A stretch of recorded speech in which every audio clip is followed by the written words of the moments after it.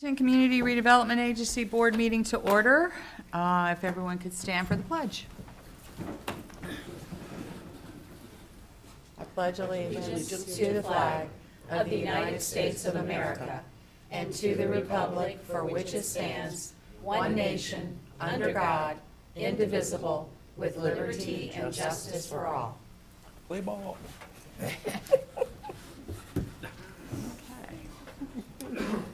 Okay, we'll take citizens' comments that will be accepted during this portion of the meeting on any non-agenda item, future agenda item, or topic of relevance to the Community Redevelopment Agency of the City of Bradenton. Comments will be accepted on public hearings at the appropriate time. There are none, Madam Chair. Okay, no comments, then we'll move on to the consent agenda. Do I have a motion? Madam Chair, move to approve consent agenda, items 4A through 4D. Second. Okay, any discussion? Hearing none, all in favor, say aye. Aye. Opposed? Passes unanimously. Okay, all CRA districts. Number A, market analysis. Madam Chairman, this is the market analysis you've been waiting for. This is Mr. Randy Iaboni. I will let him speak for himself. Just remember that he is data-driven and all about the numbers. And also, he's on the Palmetto CRA Advisory Committee. So he's figuring that one out. And then he has done this before for me, and I can't tell you how enlightening it is once you start to see your CRA. Just remember that this is an analysis that he provides. If we end up having new questions, we can always contract with him, and if it's something that he can derive or get close to, and he'll let you know if he can or he can't. So he's been doing this for quite a while, and he works for all the really good companies. And I will say this, you've heard Councilman Barnaby talk about the Trader Joe's and the Dollar Tree analysis about one can't be with, this is where it comes from. So this is the guy. Okay, that was a nice introduction. Thank you very much. Good afternoon, board members. It's a pleasure to be here, and thank you for having me. Before I start the presentation, there's a couple of things I want to go over on the product that I produce for you.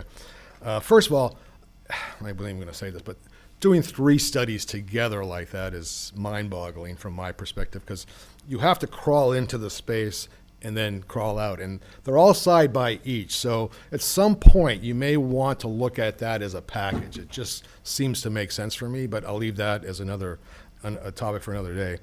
The downtown CRA, the study that we performed there, included what I call the donut hole. So the CRA in the downtown has that big donut hole where all of those beautiful developments are along the waterfront. I understand why it's not part of the CRA. It makes total sense, but it's surrounded by it. So to not include it when you're studying that particular CRA, it will give you a false perspective of what's going on. So I spoke to Jeff about it. We decided that would be the smart play, and I included that. So just know that in that study. Now, what it'll show you, as you see later, is that you've done a good job in that downtown, and you're coming towards, you're getting a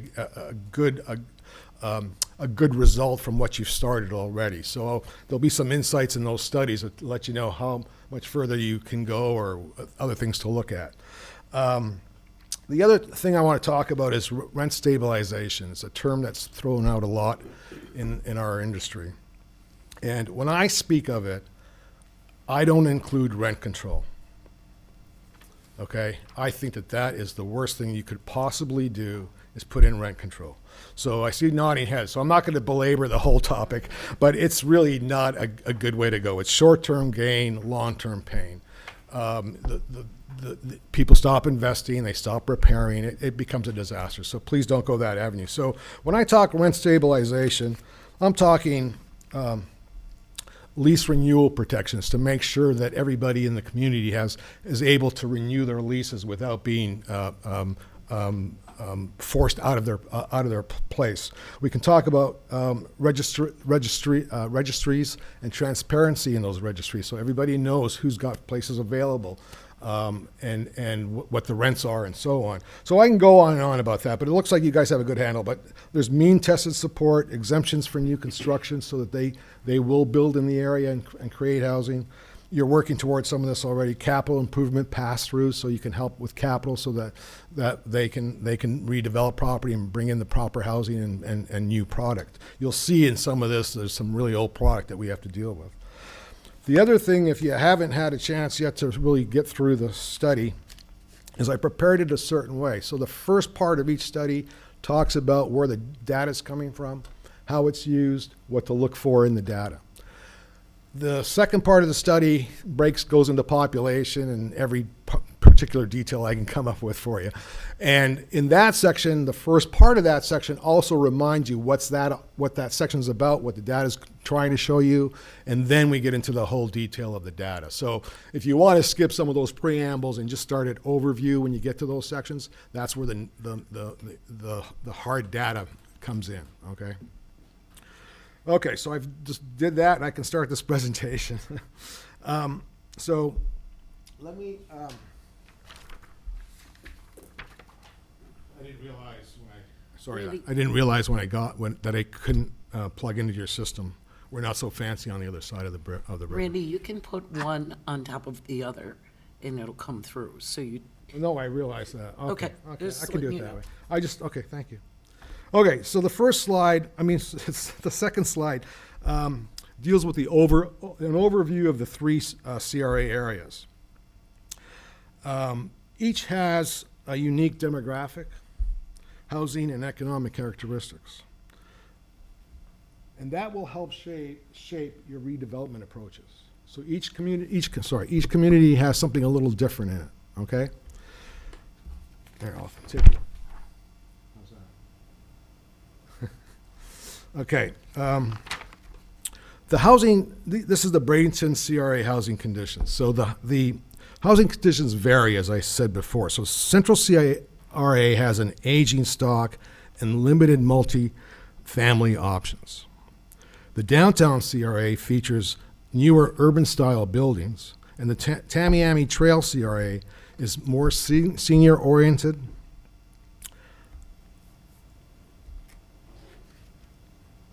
And it has high vacancy and a large mobile home presence. Okay, so there's that Tamiami Trail is one of the places we're going to have to focus on real hard to get those people housing and jobs and so on. And it'll come through as we go through these slides.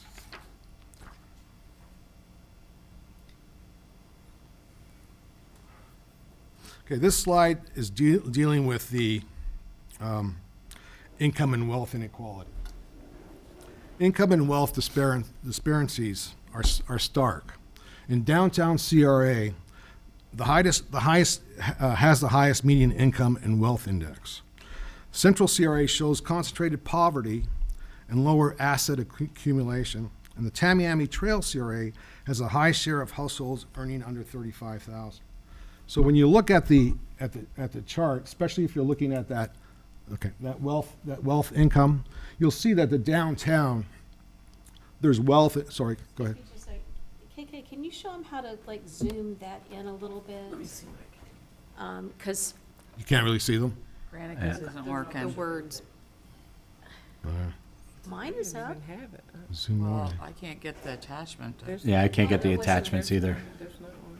Yeah, I don't know, I was struggling with my Granicus. It's just a cover page. Oh, it's just a cover page? Yeah. That made it, Want to make copies of this and hand it to them? No, we can get it to him. no, that was worse. I tried the other way. I know that it can, it can get closer to it. I just don't know how to do it. Or you could just tell us the words. I think you're changing things like the shade and the colors as opposed to contrast. Oh, that's, Is not. That's No, not good. no, that's No. going the wrong way. Disappeared. My worst. Ah, Okay. Yeah, but we need to bring the words and colors back.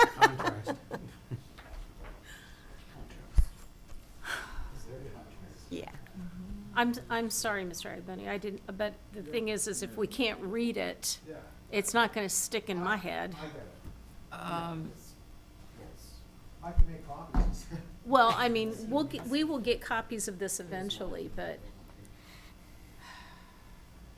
okay, That's good size, that's but now good, you have but to we bring have it to in fix contrast. the Yeah. tone, It's color tone. yeah. But unfortunately, there's not the button on here To like, contrast. Can we undo what we did? yeah, just go back to Yeah. what it was. Yeah, Yeah, it I'm was. sorry I interrupted. Oh. Whoa. I apologize for interrupting now, I'm very sorry. No, we're gonna get it right so we can see it. Oh, there it is. Wait. Hey. Now we're, oh, Oh, what did you do? He put his hand in front of it. You gotta keep your hand there. okay. You think that'll help? It should help, shouldn't it? You're just gonna have to hold your hand. Stand Just hold your hand there. Turn the light.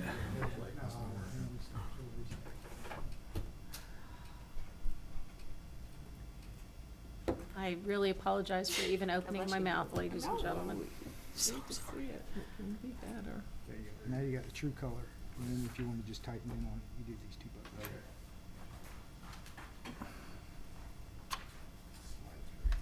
Nice. Ah, There we go. perfect. Perfect. That helps.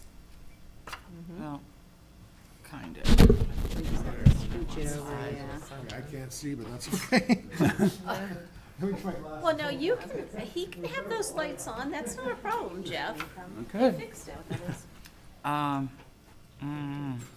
It's gotta shrink. Yeah, just a tad bit. Just a little. Bill, sorry, just a So, tad. slide number 4.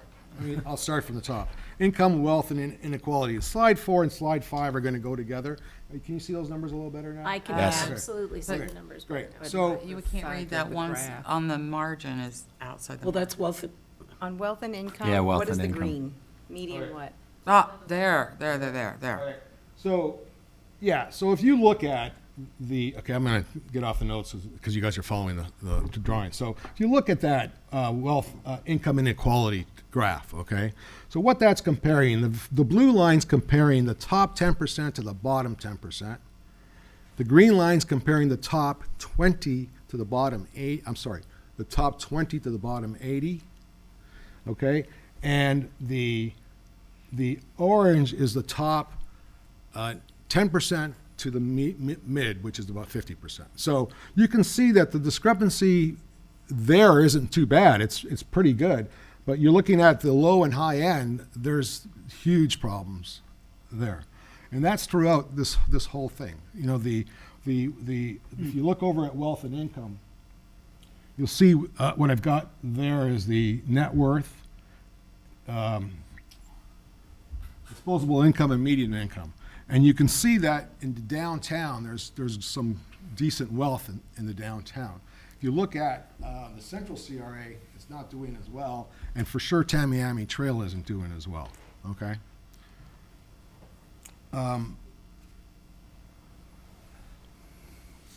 Okay, I can get back to my notes. Okay, the Tamiami Trail has a high share of households earning under $35,000. So if you look at the diagrams up there, you can see the difference in wealth, okay? So the highest is the green, so you'll see the downtown has a very high percentage versus the other two, okay? And then if you look at the lowest level, which is the blue, which is under $35,000, okay, you can see that Tamiami Trail is in worse condition from that point of view, okay? So that's a clear way to get that over to you. This makes sense. We're number 5. How's that? You got it? Yep. Okay, so this is the wealth, another way of looking at the wealth index. But if you look at that wealth index down there, income and wealth disparities are stark. The downtown CRA has the highest median income and wealth index, and scores the highest, while the central CRA and Tamiami Trail lag behind. 53% of the central CRA has less than $15,000 of net worth versus 25.7% in downtown CRA. 49% of the households in Tamiami Trail CRA earn less than $35,000 a year. This wealth index matrix will help the BCRA track progress in asset building initiatives. So there's an issue here with wealth. They're not saving in money and they're not putting money away. And as we all know, as they get older, that becomes problematic. In terms of being able to afford their life, any kind of a lifestyle when they get older. So there's some real issues in Tamiami Trail area that we've got to try to address as a group. To address the inequality, we recommend embedding financial coaching, matching savings, and shared equity models. These strategies will build household assets and reduce displacement risk across all CRA areas.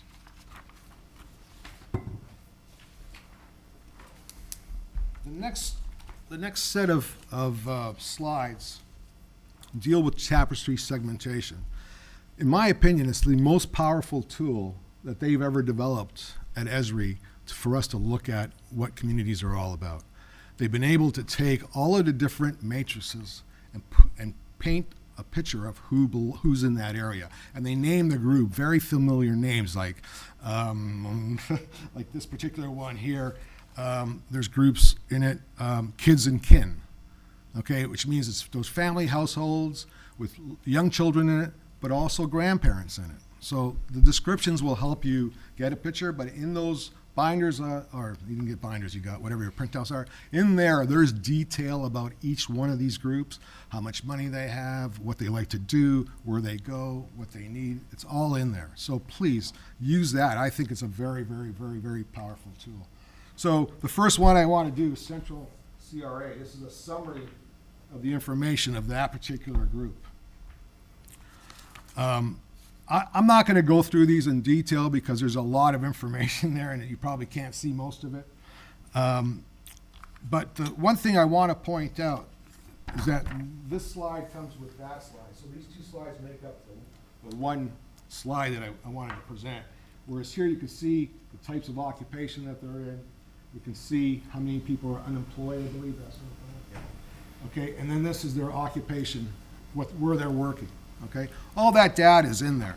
Okay, so these two sheets go together, and that's all the data you get on that one group, just in this format. But there's a lot I have in writing that you should go through and understand. It really will help you guys deal with it. So I'm gonna just flash these through. I don't think we need to spend a lot of time on the detail here.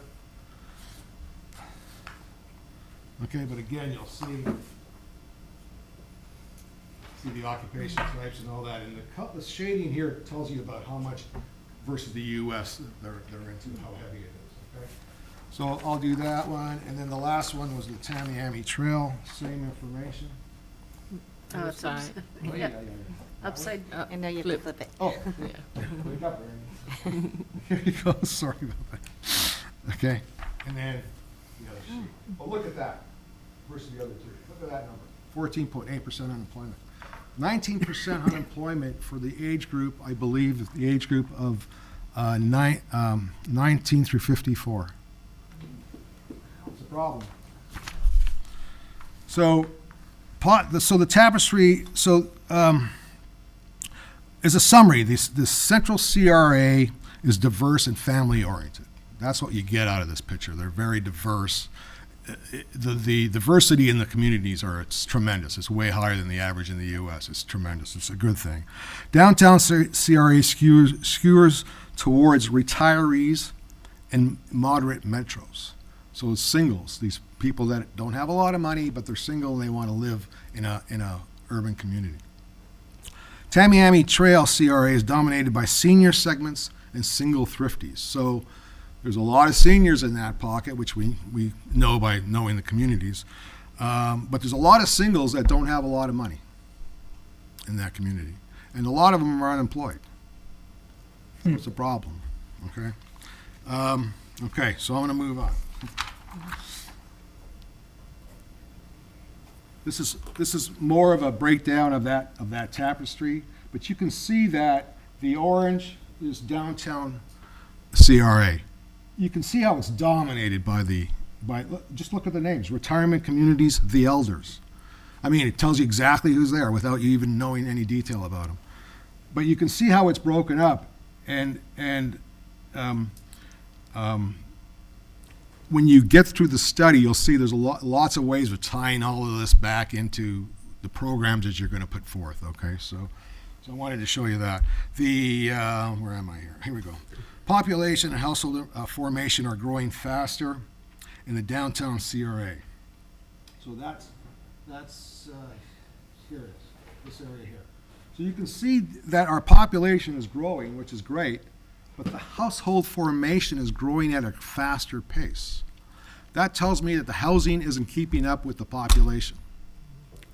There's not enough places. We're going to run out of places to put people that are forming families or that need bigger households. They're running out of places to go. The communities are filled with rentals, which is good for this crowd. However, the rentals are usually not 3-bedroom rentals. They're 2-bedroom, 1-bedroom, or lofts. And so what's happening is once the family starts to grow, they have nowhere to go in the community. They have to almost leave the community. So that's part of our problem here. And we set a presentation the other day at a convention here that they're holding at the Marriott, the Brownsfield convention. I don't know if you guys went to it or not, but anyway, this stuff comes up in that, is that the fact that these formations are happening and people don't know where to do. They don't know where to go and where to live. So they start living 3 or 4 families in a house, and that's a disaster for any community. So again, that's one of the issues that have to be addressed here. Population by occupation. The Central CRA, 63.7% of the population work in the service business and blue-collar jobs. Unemployment is 6.1%. Now, that sounds low, but in the state of Florida, that's 30% higher than the state. Okay? In downtown CRA, 56.5% of the population work in white-collar jobs, and 43.4% in service and blue-collar jobs. Okay? Unemployment is 5.6, still low, but 32% higher than the state. Tamiami Trail CRA is 71.2% of the population work in service and blue-collar jobs. Okay? 43.4%, sorry, I misquoted, I misspoke there, sorry. 56.5% work in 71.2% work in the service and blue-collar jobs. The unemployment rate there is 14.8%. It's 74% higher than the state. But the issue there really is that working age group, 19 to 54, there's extreme high unemployment in that age group. And usually that leads to trouble. So that I think is one of your biggest things to focus in on. The housing tenure and vacancy challenges. Okay, so I don't even know what slide I'm on here. Here we go. Okay, so the vacancy rates and patterns suggest targeted interventions. The Central CRA we believe they need rental stabilization. Downtown CRA requires inclusionary zoning and gap financing. Okay? And the Tamiami Trail, when I say inclusionary zoning, that goes back to that issue of that there isn't enough three bedroom apartments and things of that nature. Tamiami Trail CRA calls for a rehab and vacancy activation. And as you can see on the chart, you've got high vacancy in the downtown and the Tamiami Trail. Central does pretty well, but they need some rental assistance up in that area. Okay. We looked at the retail and the restaurant market. The retail demand varies by districts. Central CRA favors fast food and ethnic grocers. Downtown CRA supports sit-down dining and micro retail. And Tamiami Trail CRA leans towards essential goods and food-based placemaking. Consumer demand and retail strategy. Delivery apps are reshaping consumer behavior all all across all 3 CRA areas. A possible retail strategy includes culinary incubation, micro retail, and mobile retail to align with evolving demand. We took a look at the workforce. Oh, we have enough. Okay, we're looking here at the workforce and economic development. Labor force dynamics show opportunities. Central CRA needs youth employment supports. Downtown CRA can leverage healthcare and tech upskilling. There's a great number of people in that downtown CRA that are in the medical business. It's an amazing thing, but it makes sense. There's a hospital here. There's a lot of clinics here. There's a lot of doctors around the hospital, so it all makes sense. But that's something you can leverage up on. That's a group that you can build on and have them help take everybody up. Okay, so keep an eye on those guys. The Tamiami Trail, where am I? I'm on workforce. Tamiami Trail requires GED access and training. So they need some access to schooling. They need to get their skills up to a level where they can go out and get a job. Okay? And that shouldn't be too hard to do. I mean, I don't think it is, but you have to have a program in play and get them involved so they can help improve themselves so they can move on. Okay? Okay. The good news is there's a lot of workers in the market. The labor force participation is still quite high, even though we've got these unemployment problems in some of the markets. But still, there's a lot of people working out in the marketplace. So that's a good sign.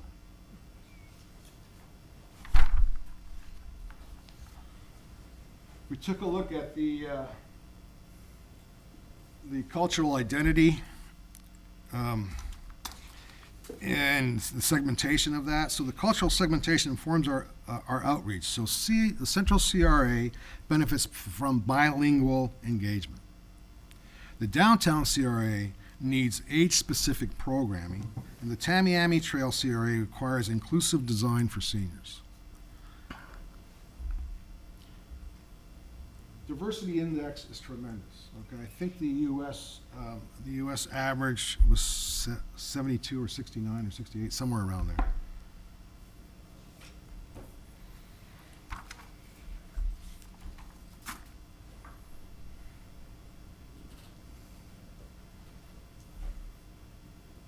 Okay.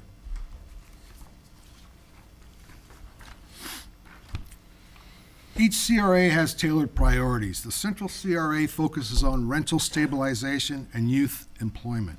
Downtown CRA emphasizes affordability and placemaking, and the Tamiami Trail CRA suggests senior housing and workforce development.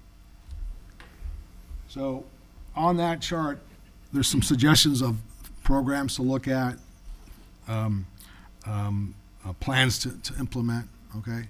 That'll give you some idea of sort of how to deal with the issues that you have in those communities.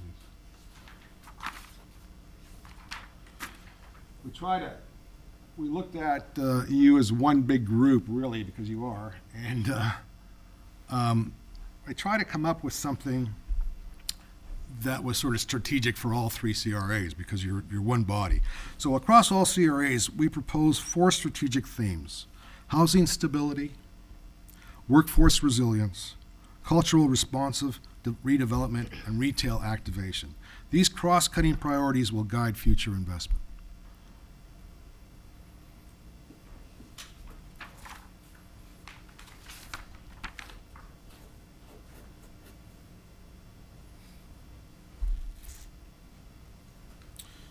Okay, the CRA Investment Priorities Matrix is what I call that. This matrix summarizes each CRA's focused area. It's a quick reference for aligning housing, workforce, retail, and cultural strategies with distinct specific needs. So we try to do that. So I showed you on this chart, we're trying to focus on the housing, workforce, retail, and cultural facets. And within those 3 CRAs, I've suggested possible things for you guys to look at, to implement.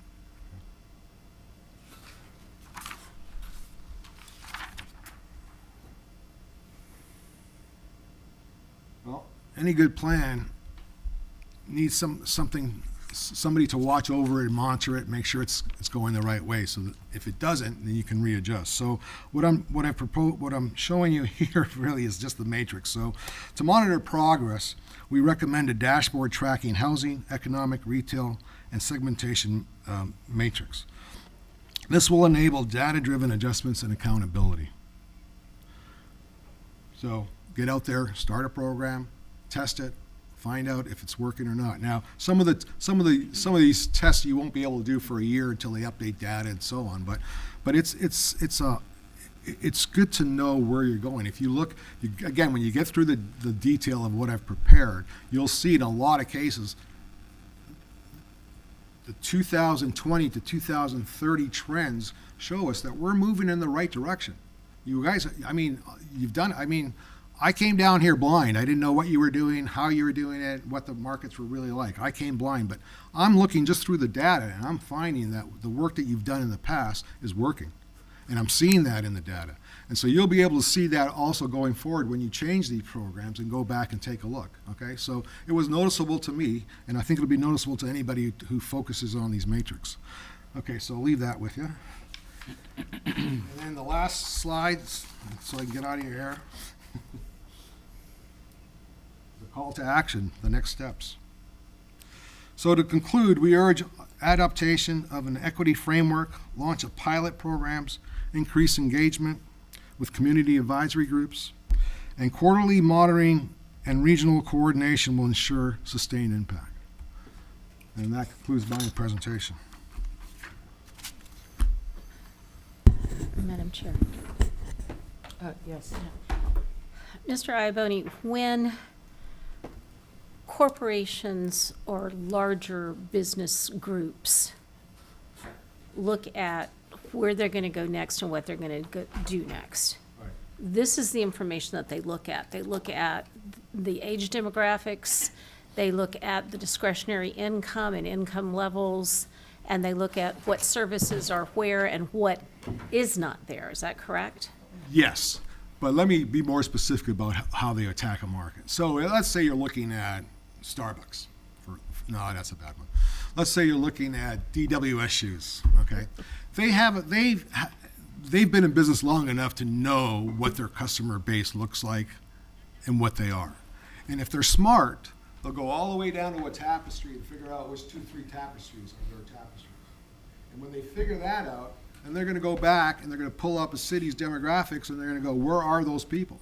That's the first step they do. If they're smart, I don't know, they don't all do that. The second step they do is once they zoom in on a site, it's not a diagram like that they're going to look at. They usually look at drive times, either 5, 10-minute, 15-minute drive times, sometimes 20, depends on the type of business. A location-based entertainer can draw from miles around, so he's looking at 40 or 50-minute drive times. And they look at radiuses, 1 mile, 2 mile, 1 mile, 3 mile, 5 mile radiuses. And they want to see who's there, because what they want to do is make it convenient for people to get them, to get to their stores. Now, if within those two studies, if those two things, they see their clientele in that market, they're pulling the trigger, they're opening that store. If they don't, they'll move on to another site. So it's what you said is true, but they're even more specific than that. They get right down. Now, some retailers like the Starbucks, that they get into New York City, they're looking at 1 square mile. That's all they care about. There's enough people in 1 square mile of service that they can service. So it depends on the retailer and how they look at it. A grocery store is looking at 5 max. Publix does something unusual. They want to be the biggest in the market and the first in the market. So they'll open up even if the people aren't there yet in a new subdivision that's being built because they want to be the first. But if they're coming back to an older market or any other grocer, they're going to be looking at that type of demographic. The one thing that always comes up in these meetings is grocery stores. But you got that freebie. That freebie is it's a genius thing, I think. Within the freebie, there's Publix. There's ethnic grocers. They can get everything they want, but do they know it's there? Do they know they have access to it? Do they know it's free? The thing I always question is if people are complaining, do they know they can get in a car and get taken to the store? I don't know if they know that. But these CRAs on both sides of the river have access to good stores because of that drive service. I think when I first heard about it, I thought it was a genius idea. So I don't know who came up with it, but good job. Okay, good job on that. The other thing is, so that's always a question about the grocery stores. I think we have grocery stores that people can get access to, but grocery stores are a problem in certain communities, and the reason they're a problem is theft. Theft is 90% of the issue with these guys. So someone wanted to ask me, what would you do to attack them? I said, well, first of all, I'm going to show them I've got the people in the community that are going to support them. Second of all, I'm going to say we're going to alleviate your headache of the theft because we're either going to subsidize you one way, or we're going to give you money for extra security, or provide the extra security, something to get them over that hump. But if you can, I'll bet we'll be able to get more of these grocers to start looking at inner city locations. The other idea I have for that is regional guys that understand who lives here, the market, like Detweiler's or Acapulco Tropical. You go to them and say, give us a small store. We'll help subsidize it. We'll help you open it. But we don't want to run it. We want you to run it, but we'll help you get it up and running so it works. So these are some of the ideas that I'm just sort of throwing out there, but if you ever want me to study that, let me know. I'll dig into it real deep. Okay, sorry. Did I answer your question? Yes. Okay. Sorry. No, I'm long-winded. I mean, we've sat here, some of us, off and on for years, and we think that some of the things that we put out there are going to bear fruit. But paying attention and breaking it down this way and looking at truly what the needs are and where are the holes that we can get something and plug in that hole, and that will make a huge difference. Realize Bradenton does an entrepreneur training program. MTI and State College of Florida also does GED classes. Maybe we need to look at bringing something like that conveniently into these not just say, well, tell them to go to drag them in. to what I knew as MJC, tell them to go out there. I think we need to find things, have programs that are, quite frankly, walkable, that somebody can walk there and walk back. You have a vacant store, you go to the owner, can we borrow your store for the week, for a day, so we can do a presentation? I mean, there's lots of ways to cut that, but you're right. The closer they're going to be to it, the more likely they're going to use it. If they have to drive half a city to get there, they're not going. They're just not going. But great idea. You got to make it easy. Got to make it easy. And I think we're on that, I'm sorry. No, go Madam ahead. Chair. I think we're on that track. You even said that it seems like we're moving in the right direction. Yeah, the downtown, for sure you did a great, the downtown is clearly coming together. You can see it in the data. The Central is doing pretty good. It's struggling, but it's doing pretty good. There's more to Tamiami Trail, you all know, we need work there, and that's going to be a bigger job. The other thing to keep in mind when I do these studies, because you're asking me to be very within your boundaries, okay? I know for sure 14th Street, the Tamiami Trail CRA, you're bleeding all your sales down to that corner where all the retailers. I go there from Palmetto, so why wouldn't the people in that neighborhood go? So that's part of the issue, that that location at Cortez is just so close for them that they're bypassing everybody locally and just going to that corner. So that's another thing to keep in mind, that doesn't really get picked up in this particular study. It would have if we had done 5 and 10 mile circles, radius from the sites, or if we had done drive times from sites. So it wouldn't pick it up, but it shows that it's bleeding. This furniture sales are bleeding, but it's all at that corner. It's not that far away from them, so it's hard to bring that into their community. So keep that in mind a little bit when you go through this data. With the constraints I had on the study, it sort of didn't let me go outside that boundary, but I'm just letting you know that that's there, okay? Does the county still have their CRA? No. No. They don't? No, they disbanded Dissolved those. it. Okay. So just so you know, asking Randy to come for a short period of time and deliver this kind of information, as you can see, it's a lot. It's a lot more. Yeah. It's a lot more than I can handle, okay? And that's why I love him, because it's, you know, it's like, he answers a question, I'm like, finally, someone that talks longer than I do. But needless to say, we can set up meetings where he can meet with each. I've had one council member ask me already, can we meet with them individually? If for you to understand this, for all of us to understand this, you know, and it's, you know, why have the data and have that mind sitting where we can get at them and not bring them in? And I think maybe setting up appointments, the nice thing about Randy is he's a consultant, and we can work out an arrangement for that. And to sit down, and I can imagine the EDC is probably sitting over there, probably like, can you go back? Can we record this? Can we go back and play the tape again? It's a lot of information. There's a lot of stuff for the EDC in there as well, absolutely. And you have questions you don't even know yet. I've been writing them down as he's been talking.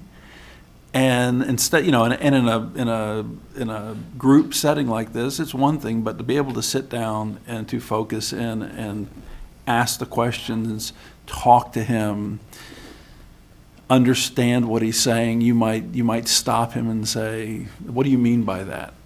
And he'll tell you exactly what he means by that. And I think this goes a long way to help with your economic development plan.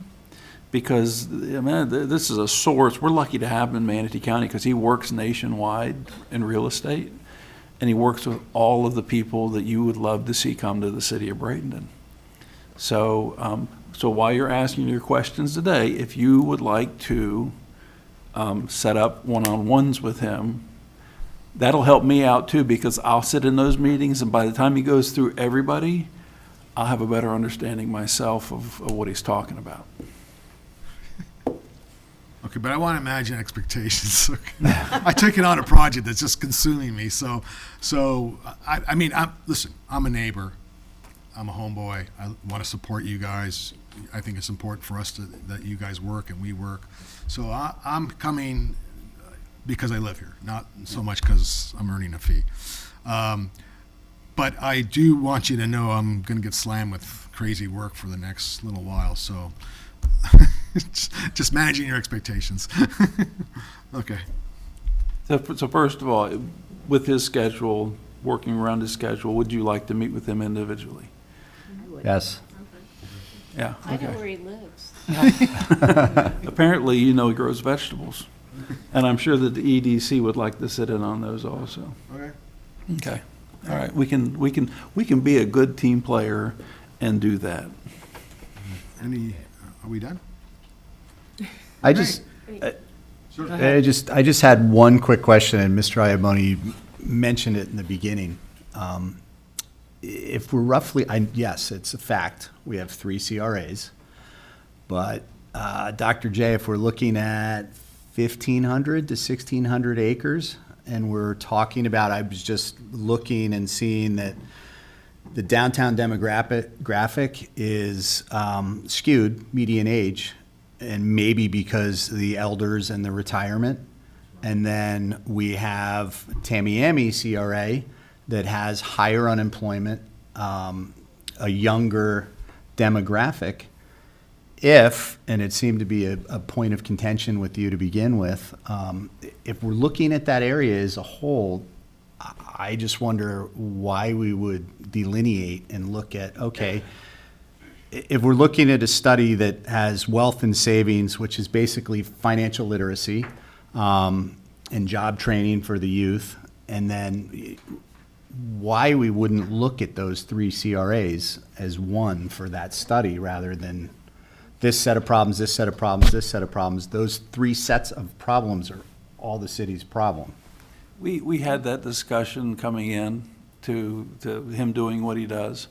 And, you know, we talked about that. Do we do them all as one big group? Do we do them all separately? And we felt, you know, the nice thing about Randy is he's a neighbor. Yep. And so, you know, we even talked about, you know, okay, let's do this first. Then let's talk about doing all the CRAs together. I don't want to step on your toes, but I'll tell you what's interesting. When I first saw this, I went, boy, they should just do one. I don't know why they're doing three. And really, I was just like throwing myself. But what was good about this exercise is that you have distinct differences between those three pockets. You really do. But they're so close to each other that they can also work together. So it's something to consider. But doing the three, when I first came in, I was totally against it. Oh, what are you guys, nuts? But actually, it really helped me get a better sense of what was going on in those individual pockets. Now, one that encompasses it all, I think would be a good one to have as well. But you can't just marry that data. You have to rerun the whole study, just so you know, okay? Well, and I might say that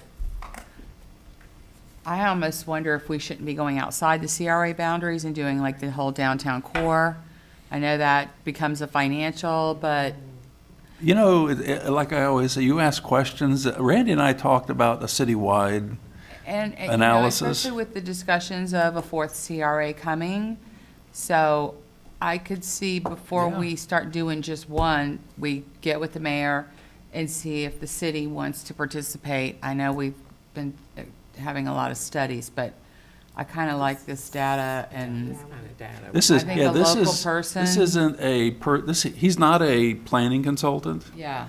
He's an actual real estate consultant to the people we want to talk to. So you're actually hearing from a guy that tells the grocery stores and all of the other folks that we want to come to Bradenton, he advises them. So we have an inside look at what Publix, because that's what I love about him too, is I've told you all the story about the one city councilman that said it was either a Starbucks or a Chick-fil-A. Oh, they wanted a Starbucks. But I want this. My answer was never. And then he told them why. Right. And that why is the things that you need to work on to fix it. So my wife was in the business, was a commercial broker, retail only. And not a lot of the names on the list you'll see at the end of the book that's her work. Anyway, I don't know if I should tell the story. I better get permission. I'll tell you next time. I know I'm thinking about a story I'm about to tell, and I'm being recorded here, so maybe I'll pass on it. Okay. We understand. I love that idea, and that was going to be part of my question, because I agree with where you kind of ended up, which is this is the kind of data that I feel is missing a little bit when we talk to our consultant that helps us with economic analysis, because that net is so wide when you're looking at Manatee County versus the city of Bradenton, and then even smaller in the CRAs. And the difference is so huge. So I think you're confirming for us a lot of things that we kind of had gut feelings about. And so I think that is super invaluable. And from my perspective, and I think that many of us, poor Ward 3, I feel like I always drag Ward 3 into my shenanigans. We have large pockets of city population that are literally just on the fringe of these CRA areas. So when you say things like, when you talk about these demographics, I just wonder, those fringe areas, would they skew that data in any way? Like, I really, just to your point, I think it's so beneficial to kind of like. Yeah, it's hard to give you add a that in there. generality until I look at what's out there and all that. So it depends. I mean, I don't know Bradenton well enough to give you insight into that, but what could happen, you might get one pocket that's just bizarro, let's say wealthy, and you make it one pocket that's totally the opposite. Yes, they will skew the information. But when you're dealing a citywide kind of study, you're dealing with a million people. I don't know, how big's Bradenton, a million? We just learned that's like 58,000. Bradenton is But when you've got that many people, then they get blended in. So because they are part of your community and they blend in, right? So they'll get blended into all the numbers. So it depends on, it's better to set a goal for what you would like to achieve when you do these studies versus just give me a market study, because I can go 1,000 different ways on a market study. But if you say to me, we're focused because we want to see about this, and then I go, okay, let me focus on that together with the rest of the stuff, but let me focus on that. And so this is the first time I've done one of these for a CRA specific CR, in terms of giving you ideas of how to implement what I'm finding. I didn't do that before, and the reason is I didn't know the information before because I just joined the board and I'm learning the information. So I studied it up and go, I'm applying it to this. So that's the first time I've done that, and I think it's going to be helpful for you because as you read the data and then go back to all those sheets I have, because all the stuff's buried there, and there's more stuff in there if you want to take a look. But once you're able to do that, you then get a good sense of what's going on, and you feel a little bit more confident with going forward with one of your programs versus I'm throwing the dart against the wall, will it stick? Exactly. I mean, at least this way, it's an educated guess. It's not a shotgun. It's a rifle approach. I think that Dr. Burton and Mr. Mignon and now poor Mr. Campbell are starting to learn that this is exactly what I wanted to do. We've been told no a lot, and I want to know, I need more. I want to know why. Okay, nothing wrong with that. What do I need to give you for me to get what I want? You're like me. Well, More data. And, I mean, I got a little morsel there when you said, that their waste is a lot of what they're looking at, and that maybe we incentivize some of the crime or, crime prevention or SEPTED and all that to attract those people. I don't know if there's other things like I mean, that. There's a list of hurdles for those businesses. But I think no one's really, I haven't seen anywhere, I've tried to find somewhere where someone said, you know what, they've got these 5 headaches, let's cross them off. Let's deal with all 5 headaches. Are they still open? I don't know. But let's get rid of the headaches and then put it in front of them and force the issue. You got to sell this. You can't just go in, hey, here's the beautiful numbers, bye. No, you got to hammer them. You're going to have to call them 55,000 times till they say yes. So it's got to be a coordinated effort. You're going to have to do the study on their behalf because they're not going to spend the time doing it. You're going to have to then package that and market that, and then you got to get boots on the ground, knocking down doors, calling these people, saying, please, come. Go to the shows, stand in front of them, beg them. But once 1 or 2 of these things happen somewhere in the country, that formula will be built. Maybe it'll be built here. Maybe we're the first guys who can think this through. But there's a way I can't believe there's not a way to get this done. There's got to be a way. And you have the tools. The CRA has the tools. I didn't know that before. Now I know. You guys have the tools. You can offer so many different incentives. It's worth a shot. Also, this is, if I may, and this is really more directed towards you guys. I found that it was notable that it seemed to me that a lot of your, indicating your suggestions as to the type of businesses, the use of the word micro. Because I think sometimes when you're sitting up here, it's very easy to say, I want the Publix. But, I don't want a Publix, actually. I always say low, small footprint, low price point. Yeah, and people are moving towards that more and more. They want to specialize food. And one of the things that was noticeable in the downtown, there's not a lot of ethnic food down here, is there? I mean, I couldn't. The numbers didn't show me that there were as many as in the other pockets. So there's an issue with that. I don't know what that is. On the other side of the river, we've got almost all ethnic foods. So maybe they're going there for that. I don't know. So it was something that I just sort of noticed as I'm flipping through the data. I think the choices of businesses in the downtown area are based on the kind of customers they want. Right. So. Right. And that are surrounding them here. Absolutely. Yeah. Okay. Any other questions? Thank you, Randy. Is there a motion? No, just. I'd love to give, I see Mr. Perry and the mayor in the back. Is there any questions you wanted to ask? I don't think so. I think the comments regarding sharing the information with the EDC and integrating that together is helpful. Great. Sometimes the information leads to more questions than answers. That's just the nature of research, I guess, a little bit, right? It is. But I'm just going to ask Mr. Perry and the mayor, from listening to some of the information that kind of confirmed what we had ideas about, do you feel like our city park is going to kind of answer some of that? No, you don't want to. I think when we looked at like training. Mr. Perry, if you don't. Excuse me, if would you don't mind coming to the front, please? I know. That me this morning, I didn't really want to do more. Has it been sworn in? Yeah. Sworn at. He's been sworn out a lot. Didn't want to put you on the spot. I think a lot of the information is very consistent with some of the programming we're looking to try to do at City Park and some of the other initiatives in the city that are complementary as well. It's difficult to put all these pieces together in an intentional, purposeful way. And I think we are trying to do that, and we have good folks trying to help us do it too. So there's a lot of moving parts. So the one thing that the city park immediately caught my eye, and Randy and I talked about it, and it just threw a flag up for me, was the POW building. I've heard the mayor and the city administrator both talk about the POW building be a center for education.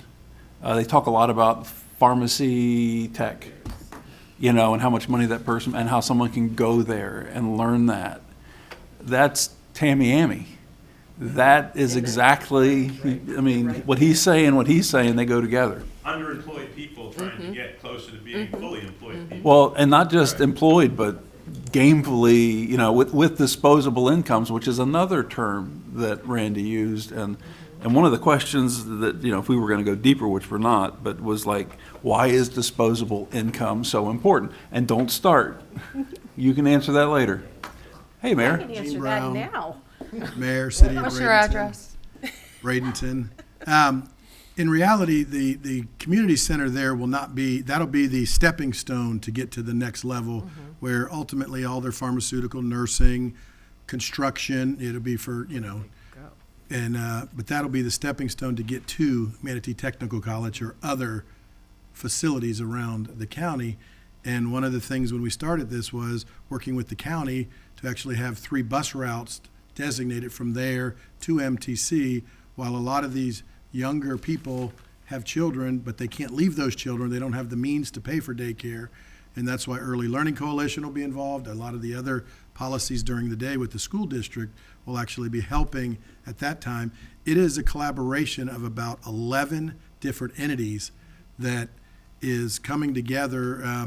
We're actually meeting, or I'm meeting with the school district and the principal at Rogers next Thursday to go over. We have $1 million donor that wants to do a playground that will not only be for the school during the day, but it will be able to be utilized for them and then after hours for the community with a complete, similar program that we have at Lewis Park, but it'll have a cover over it, completely be covered except for where the splash pad will be. So it's something that will be able to be utilized because Mr. Perry makes some statements at times about this is raining money there. It's not raining money, it's raining generational change for children, and the money is following it very aggressively from individual donors that we're working. And that's the important part of what that's going to do. And then selfishly for the city, we're going to have 4 baseball fields that will bring entertainment. And I met with the gentleman that has the brewery right to the south of the stadium, and he just wanted to confirm that we're still moving in that direction because, he's like, they're doing well, and they've got in now to some restaurant or some grocery stores and things around. But he wants to know that we're still progressing to that next level with turning points, hopefully being out of there by mid-2028, and the entertainment district going. I don't know if it's out there publicly, and I don't know if you've heard about it, but DeSoto wants to make that, where the property they own on that end, they want to make that a whole area of a historical museum to start on that street and go down 17th to 9th. When I met with Village of the Arts board the other night, the guild board, I didn't just give them what the situation we're in right now with having to remove the sidewalks and street paintings, but I broke down the probably $150 to $200 million we're going to spend. Some of it is private funding, some of it is public funding, but what we're going to spend in that corridor over the next 3 to 5 years to do infrastructure, to do facilities, to do, PAL is going to raise the money to build the building. So when you look at the public-private partnerships that's going to happen there, it is, $150 to $200 million, not including infrastructure in that area. So people don't realize, when I told that to the guild board the other night, they were like, you don't come Wednesday night, but come back. We want to do another meeting next week with them, and more of a public meeting where we can give to them. This isn't a microcosm of one thing that's happened. This is something that we're spreading throughout that part of the city, which is gonna then go into our Face It and Fix It. So, you don't think you know as much when you're trying to think about it, but when I start talking with it, I can go through it. And they were very impressed of what the city's doing, that people don't know what we're doing.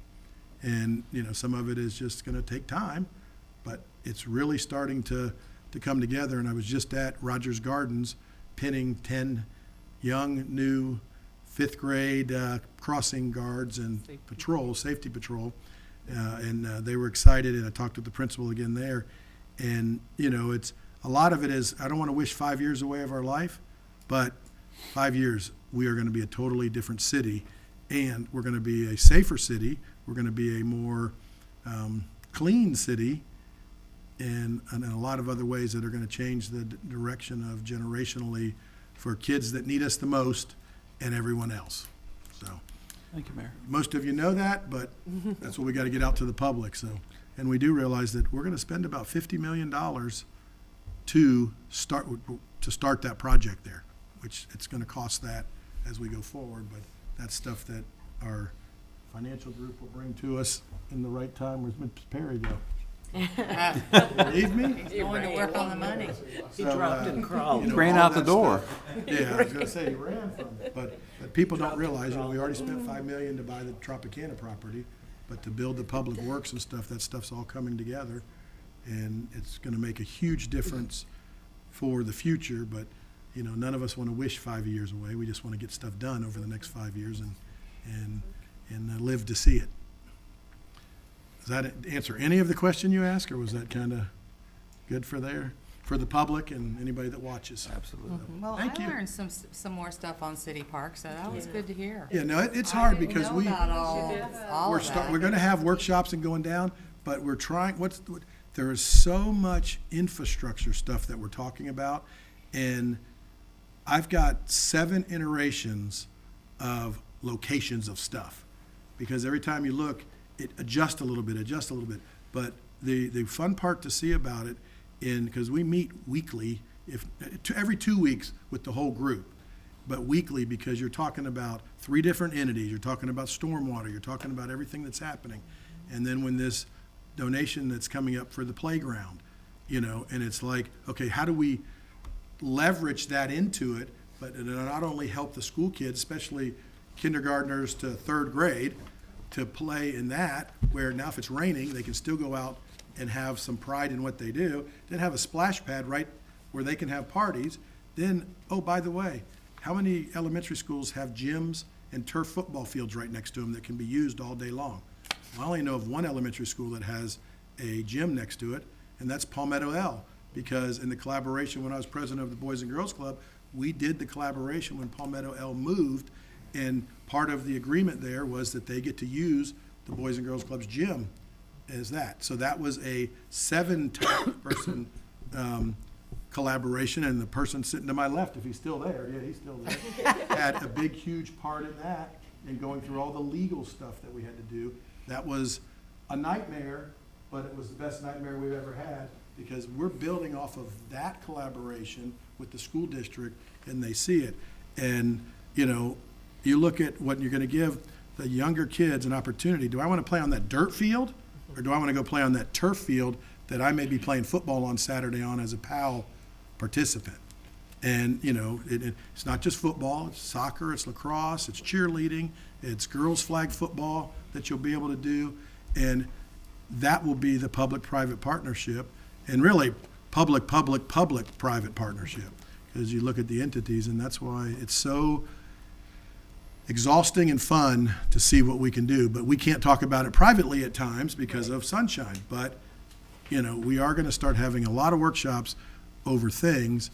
And I'm already getting emails about our meeting this morning from people that were sitting in the audience that, are now making excuses of things. So it's interesting already. But hey, we're gonna hold people's feet to the fire. We're gonna try to hold our feet to the fire and do the right things for the development of projects. And most of this is in the CRA, so, and it's probably not gonna have a huge impact to cost to the CRA, because there's gonna be some, but the cost is gonna Always some. come from others. And how quick can we do it? You know, because I was sitting there looking at that school and those fifth graders. You know, I looked at it, I said, I hope by the time they're out of middle school, the fifth graders are out of middle school, we'll be looking out instead of, when next 4 years from now, when we're pinning the next group of fifth graders, that we're looking out the cafeteria at a huge playground that we can do in a gym next door, and we'll do it in the gym instead of, you know, have an event there. So I can go on forever, you know. I was going to say, I think your 3 minutes are up. Yeah. Still says I have Talking time. about sewers then. You called me up here. No, we appreciate it. No, I think it's important for people to hear, and I agree with some things that were talked about in this morning's meeting. You know, none of us are trying to not take any criticism or constructive criticism or opportunity, but the public also has to be willing to listen and come to the meetings. You know, really, if you want to talk, we don't stop anybody from talking. But you got to get up there and do it, or you got to come and listen. You know, you don't get the same thing on TV as you get live and in person. And, you know, I will go anywhere to any group and talk. And, you know, I think the other night, hour and a half with the Guild, it was their board meeting. So I've already got to go up and return a phone call that it was a secret, shady meeting. It was, no, I got invited to a board meeting, Going up. and, you know, it wasn't, you know, at first we had staff coming, we were public noticing it, Kemp was coming, but we realized it wasn't, and I offered for Kemp to go instead of me, and, but he doesn't have the historical knowledge yet, and I was glad, because when I told him that we're spending just $55 million approximately on changing our waste, our public works and sanitation, they were like, "You're doing that?" And I said, "Yeah," and that's probably not even including the other 20 to 40 million that's going to be spent on the above ground stuff, not including the 100 million that we're going to spend underground. And I said, that's something that people just have to, you know, we've been talking about it, but it hasn't come out as much. And I'm not the type to blast everything on Facebook every 2 seconds, but we will be doing that. So, on our social media for the city. I'm done. Thank you. Thank you. Madam Chairman, I'd like to thank Randy for showing up today and for doing this work for us. You can see why he comes highly recommended. I sat and listened to some city council meetings where you asked economic development questions, and it was everything I could do to just sit on my hands because I knew he was coming. And now you can see why it's worth the wait. I will schedule meetings with Randy, with each of you, according to his schedule. One of the things he brought up was communication, and the city does have staff that they do communication. I will bring you a proposal from a consultant that their specialty is public communication, especially for cities and special districts. They're out of Lutz, I believe. They were in Tampa, but I think they moved to Lutz. And it's all they do. And they work for CRAs all over the state. Once we have what we want to communicate, we're going to need a proper arm to communicate it for us, to get it out there, because Randy's right. If people don't know about the grants and the incentives, they're just paper. That's all they are. I mean, most people don't know what a CRA does. They assume they know, but they don't know. No. And that's the problem, right? Well, and I think our grant program is Oh, it's hopping. pretty advanced compared to what Yeah. most CRAs have, I think. Well, as I said, I mean, you can see it. You can see it, and you can see it in the numbers. So you're doing the right. You guys are going in the right direction, as far as I can tell. Well, I can't thank you enough, I mean, for taking your time and Well, coming to help Okay, us. well, he knows where to find me. Thank you for. So does letting me- Mary Ann, apparently. and thank you for. letting me- Mrs. Iaboni and I served together in service corps. Okay, so I'm going to tell you the story now. No, there is no outing. Do not out. I'm going to hear it in my It's just simple. It goes to his point. So the vacancy at the corner of 64 and I don't even know the name of the road, 9th Avenue East, 9th Street, whatever comes over the Green Bridge. That came vacant. She goes, "Oh, I can't wait for the Trader Joe's to open." I looked at her and go, you were always on the selling side of the business. I was on the tenant side of the business. They're never going to open there. So we made a little wager on it. It was a 5-year bet. So the 5 years are up. She owes me the $1. But anyway, but the point I was getting at was it wasn't ready. You're getting closer, but you're not ready. I don't really know their demographics, but I suspect I have an idea of it. Well, I But- know that they will not open a Trader Joe's within a mile or a mile and a half of dollar any store. Dollar Yeah. Tree, Dollar General, Dollar Store. Yeah, they don't like those guys, yeah. No. I know. But every one of those retailers, if you get to their real estate people, will tell you what they're looking for. They're looking for this box. I mean, these parameters on demographics or whatever. All we have to do is match it up in the CRA and convince them that it can work there. So there's lots of ways to attack this thing to get things done. So I'm just throwing a few things out there for you to look at. And at one point in time, the city did have enterprise zones where if people who lived in those areas were hired, the corporations that hired them got a tax credit. Yeah. Yes. Yeah. And I don't think we do that anymore, but, The state dropped the program. oh, It's being done elsewhere in the country. though. Yes, Yeah. but they- I know California's still doing it. It's probably 10 years now since the enterprise zones were in place. I always thought that would be. Well, could that was- we have our own enterprise zones? You can, the city of Fort Myers, they kept one, and they use local funds to fund that. So, and I have connections down there, we could go down there and talk to them about that if we wanted to. I would highly recommend running that by someone that, those are the kind of incentives you want to make sure are targeted specifically to what you want. And if that's the case, then we can do that. Okay, thank you. Thank you, Randy. Good to see you. Okay, see you guys, thank you.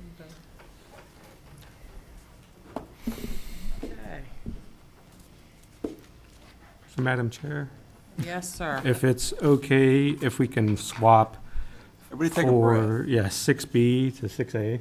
Everybody take a breath. Sure. That way we can get Bill's been sitting here, we can get him, and Oh, I have two okay, this is him? presentations back to back, so. Okay, so, You're up, Bill. Hi, Yeah. everybody. Hi. How are you? How's it Good. going? I suppose you know who I am, but Wait a minute. I thought you said B. 6B. 6B. That's Enter. Rossi Park Improvements? Oh, okay. I am here today to discuss with you sunshades for the Rossi Park Forever Lawn. Basically, I was asked to lead up the project by the Chief Operational Officer, and it's pretty simple. The idea has been floated of placing 4 additional sunshades on the Rossi Park Forever Lawn that you guys may or may not be familiar with.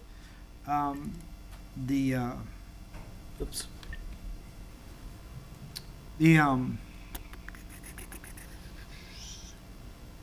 Sorry, I don't like doing it during with PDFs, but that's all I had. Basically, the drawing that you kind of see in front of you is my rendering of it, is where we proposed placement of these the sunshades that we are looking into. You got a pretty good area with the Forever Lawn and everything like that, good recreational area, but as you guys know, there is absolutely no shade. Okay, and everybody knows that's been around here. You get out there in the middle of the summer, in the middle of that heat on that Forever Lawn. Forever Lawn's cool. It's fine. It's neat. It's everything else. It's heat. It's radiant heat that comes up from the surface. It's almost like concrete sometimes with an asphalt. So we kind of looked at the possibility of placing one, right in the areas that we have. This area down to the lower right-hand corner where you see, I guess they put up and remove a stage every once in a while on that. At the same time, we considered the placement as the permanent stage. We don't want to block that, but we also gave proximity to the splash pad. That way a mom can still sit there and be in close proximity to the kids that are on the splash pad, but at the same time, like if she had a smaller child that needed the shade, she can still keep an eye on those. The proposed design of the shades that we use, I'm going to skip past the schematics and go back more towards the actual picture that they gave us. That is not our pad, but those are the sunshades that we have existing on Riverwalk already, the same design, everything else. So they would obviously use that. We would use the same contractor and everything, and I'll delve down into them a little bit more once I get finished here. But it's the same contract that we operate under with the original placement of the existing sunshades that we have. And then you get last at the back of there. That's where the rubber meets the road. 4 of these things will cost you about $211,000. That's the initial estimate that we have. So we, around $250,000 for the installation of it. Part of the thing is the shades are expensive, but at the same time, the installation of the shades is quite significant too, because this just ain't just like walking out to the beach and planting your umbrella in the sand. These things have footers. They go down into the ground. They sit there. They do all that. We've had good luck with these. What I've been told is we've had good luck with these style of shades as far as the storms are concerned. There were a couple of them that or other placements on Riverwalk that didn't do as well, but these particular ones did quite well. Although you all know, we all know, or you should know, that there's no guarantees with, considering the level of the storm that you get. Good Cat 5 comes up, you got bigger things to worry about than sunshades, because those are going into the river, whether you like it or not. Finally, the contract that we use, I don't know, you guys might be more familiar with this than I am, because this is one of my first delves into this. We're using what the procurement department and Aaron in there was describing to me is what is known as a Sourcewell contract, which I guess is something that we used back in the day for the playground equipment that was previously approved by you guys. So that allows us to not be bound by the normal bidding process, because this contract here, they outsource with the contractors. They kind of do that, and it's already been approved with you guys. We did the research to make sure that that's all still existing and in place and everything else like that. So pretty much what they wanted me to do is tell you guys exactly what we're thinking and where we're going and how much money it would take, and kind of show you the pictures of where we are right now. So that's pretty much my thing. Madam Chair, this is for next year's budget, and what it requires was the city to fill out an application, a budget, intergovernmental funding, which they have, and you have before you. It does fall within the CRA plan, with it being a public park, and it is in the downtown, and which, as Randy Iaboni told us, the downtown is well funded. So what it requires is board approval so that it can go into our budget for the city council's approval in the next couple weeks, next month or so. And then it will be funded in the 25-26 budget. So the money is not there right now, but it will be after October the 1st with the board's approval. Anybody have any questions, I don't have questions, but comments? I feel like that shade in that area would be hugely helpful. I love putting them there next to the splash pad. I only a little question, when that area is in use, I feel like sometimes vendors put their own those pop-up tents that you can have. Will now those vendors have to, I presume they'd have to be kind of in front of them? They would. I would assume as well that they would have to go around them or somewhere else, because I don't know if you've ever taken the walk down there, if you can actually recollect it, because when they first asked me to take this, I had to go down there and see it. Bill, can you adjust the mic? You have a very Certainly. melodious voice that I'm not able to hear every tone. Melodious, there's a compliment. That's good, because I didn't get the flattering introduction like the previous guy did, so I appreciate the melodious.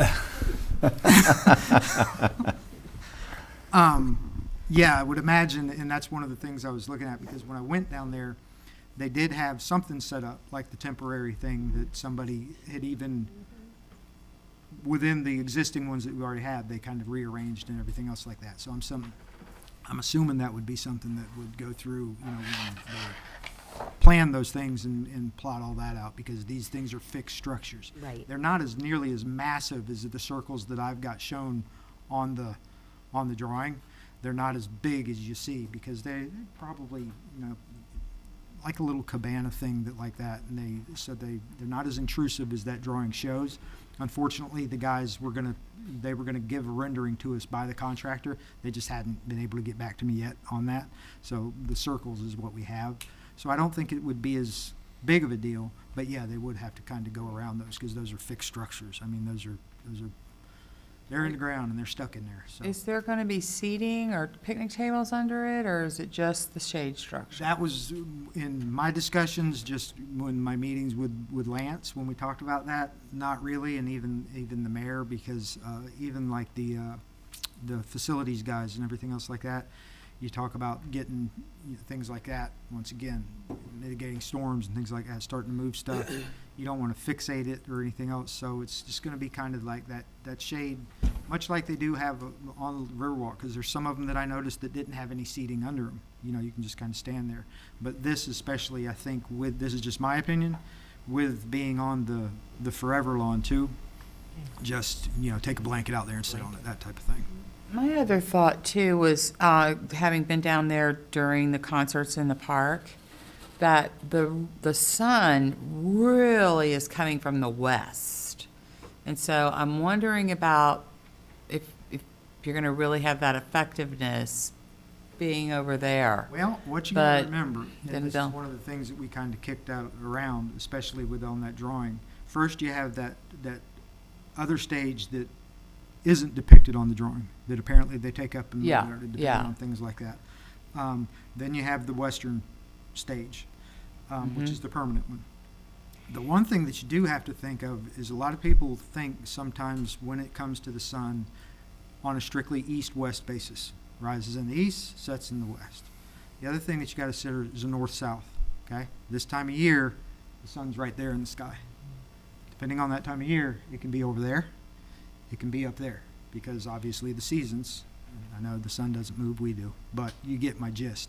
So that's where we tried to get that, and once again, back to those circles that we really don't have, is the actual placement. I think when we would get down into the grass, the reeds of that, is trying to figure out and getting a placement. And then the trouble is going to be during that season, well, sun's over here at 9 o'clock in the morning. Well, during the summer, we'll be over here at 9 o'clock and get them placed where we could get the best shade possible, Well, I where think at least somebody can get out of the heat. Afternoon sun is the worst. Mhm. It's the hottest part of the day. And I mean, just sitting there waiting for that, in the past, you have to wait until it gets down below the pavilion. It's That's just, really where those ones right next to the splash pad would be most effective. The ones off to the east, yeah, it's sun time, you're gonna get the sun coming down into them, but you have no other options other than blocking the permanent stage, which at that point. yeah, you don't want to do that.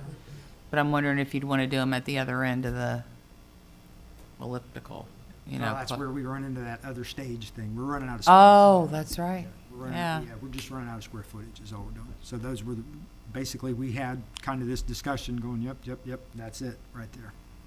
That's pretty much just limited. And we'll look at that more and more, and like I said, we're just, what Jeff was talking about, we just wanted to, Well, and over at the playground part, it's always hard to find something under shade when you've got your kids there. yeah, there's There's no place to Yeah, it put was it. funny when they first asked me to do this, not to ramble on or anything else, but when they asked me to do this, I was watching, not too long ago, I was watching Mickey Mouse with my granddaughter.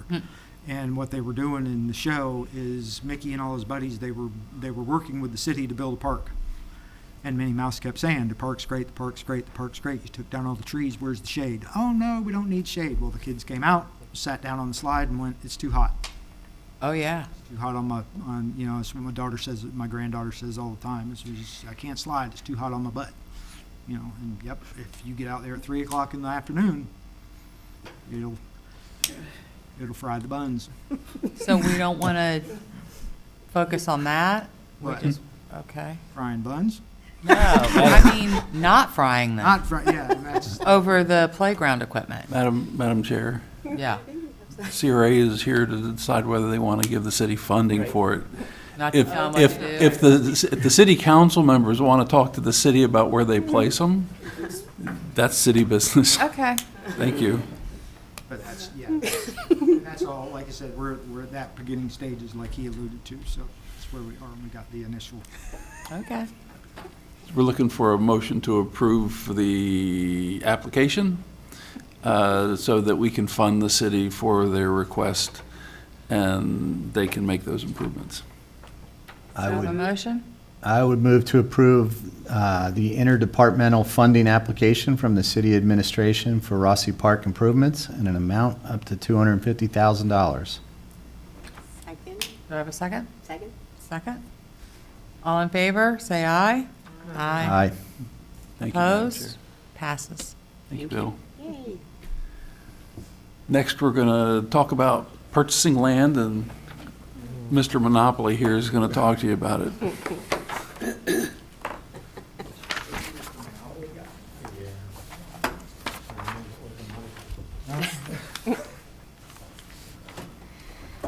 Good afternoon, everyone. Good afternoon. Chris Mignon, CRA Manager.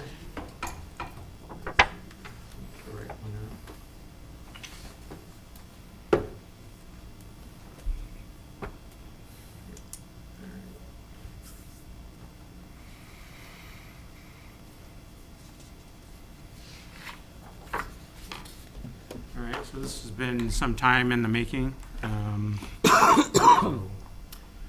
Basically, we're here.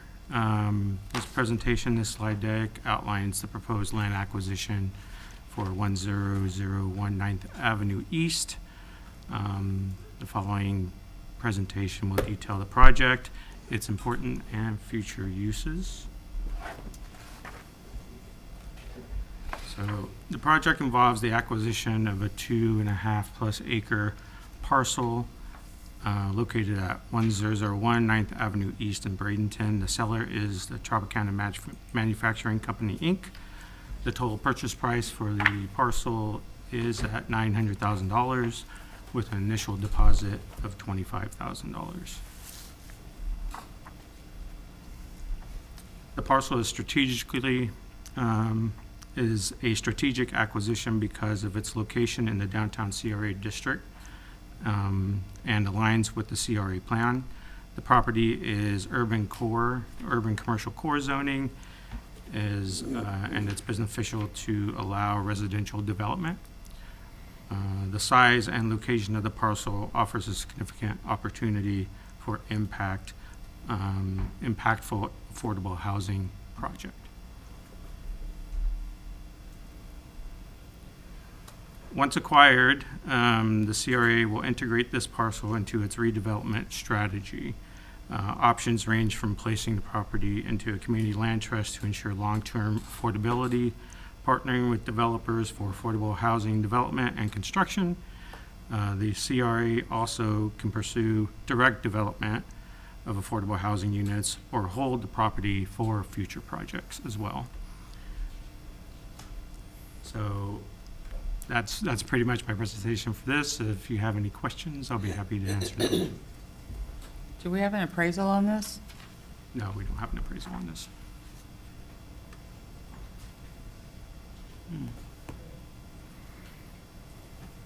But it's Okay. in line with what we've talked about as far as the price per, like if we're doing the affordable housing, the price per house. We can do approximately 32 houses on the property. It is not in the form-based code, so we have some different setbacks and things like that. So it's a little bit different than other properties within the form-based code. So you're saying 32 units at 900 off? 2 acres? Below 2.5 2.5? plus. Okay. It's hard for me to compare. I mean, I would think we should have an appraisal before we I mean, we can probably do that as part of our contract, I would think. You can do that within. 45-day due diligence? Yes. We also used the appraisal that we had done for a piece of property within a couple blocks of this. We have a single piece that we own that we wanted to put out for sale, which we're advertising now. and the price per unit falls below that appraisal for that piece of property. So But we'll that, have to go through subdivision, we'll have to do subdivision, we'll have to develop the property, right? we will develop the property according to the program we're putting together. The property doesn't need to be developed if you use it as single-family lots because they all front the street. But we are looking to develop the site to a higher, better use. So that's all part of the sustainable housing package that we're putting together. The price per unit also falls below the property appraiser's appraisal of the site, the Manatee County property appraisal's appraisal of the site, which we all know is usually lower than what the real market value is, because that's just the way he does it. And we felt that was enough to move forward with it. The statute does allow us to move purchasing and selling property based on intrinsic value, where the state and the county and the city have to use fair market value. We are allowed, according to the statute, to use fair value, which allows us to base purchasing and selling on things other than market value. So if we had a historic piece that we wanted to buy, and the historic value was such that we really wanted to preserve it, we could buy that at a different piece, or we could use that as an incentive and give it to a developer if they were going to historically redevelop the site. So not necessary. If the board wants it, we can do it. And So what was the property appraiser's value on this? property appraiser's value of, not this site, but of a regular site that we looked at is about $45,000 for a single-family site in the area. The appraisal that we had done on the site that we own came out at $55,000 for the area. And because we are increasing densities under the Sustainable Housing Program, this will drive our price down on this site to roughly, we'd figured that out. Yeah, I don't have that number on me. Yeah, but you're, And it's 32 units, Yeah, 32 divided by. 900, but 901. we're paying the value of the 28,000. land. What's the value of the land as it sits right now, is my question. We would have to get an appraisal if you want that. No, I'm just, just give me a second, I'll go on the property appraiser site. While you're looking that up, oh shoot, I'm gonna forget now what I was gonna ask. The address? Oh, is this because, it's owned by Tropicana, is it eligible for any brownfield or any other thing that we could? It could be, that's, during our due diligence, we will be doing the environmental. Okay, So, I'm already looking into setting that up, the phase one. So based on what that phase one comes back with, we will know a little more. So we do have a 45 due diligence period. okay. we're talking, And- I'm sorry. No, that's all right. And based upon what Ms. Moore just said, are there any, when would the grants come into play with that? Phase two? In terms of, I mean, are SHIP grants available for it, or? Yes, there are SHIP. The city is currently in contract negotiations with Manatee County on SHIP to manage their SHIP for them. Every house that we place on this will be SHIP eligible, and that can, according to the folks in the city, that's about a $90,000 owner equity grant with SHIP, and that we have factored that into the housing that the performer that we're putting together for the houses. Did I understand correctly that the lot that we have that is improved, that is similar in nature, that you're kind of analogizing, it's improved at 55,000, so is it fair from a value standpoint to say? So the lot that you're talking about, that the appraisal was done on, is a vacant lot. Oh, it is vacant? Yeah. So And it was the still valued at appraisal came 55? out at 55,000? 55,000. So, I think that lot was about, 5 or 6,000 square feet, so it was a smaller lot. So from what I'm seeing here, if I'm looking at this right on my phone, the property appraiser has the value at 274,692. Does it have though, I think that my only, I mean, I haven't looked at it, but how is it zoned? Is it like industrial? It's 'Cause- UCC. Oh, wait, so hold it's on. Oh, that's right, Wait, you just wait, told wait. us that. commercial core. Oh, okay. This year's 331,600. Let me look. You mean the zoning? Well, I guess he just told us that it was, what did you just, I'm sorry, you just said that on a slide and I'm spacing out on the zoning that you just told us on. UCC, urban core, commercial core, Okay. but you can do residential there. Mm-hmm. So, Okay. Yeah, I'm just thinking, I think that, so if I'm understanding correctly, you're kind of, assuming 32 units and at roughly 55,000 for value. The end result value would be something like 1.7 million. Is that the hope? yeah, so, I mean, the thing is that, we were looking at it as far as that appraisal came in as well. We feel that because of its location, the size, you can't find a lot of parcels that size. And for what we're looking to do in the future, that it would accommodate, a lot of affordable units. And it would be that investment, the return on investment later after it's developed would be significant on that $900,000. Okay, we're paying 3 times what the property appraiser says it's worth.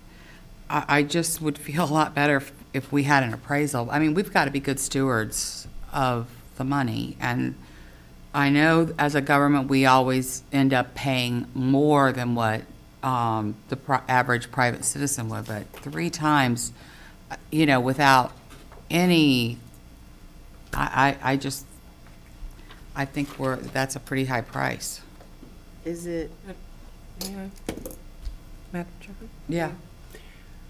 The 32 units, on average, roughly, what would be the square footage of these 32 units? Well, it all Would depends, vary. because we are looking at doing the prototypes. One house is at, a smaller square footage at a 450 square foot. We have houses at 1,100 square feet.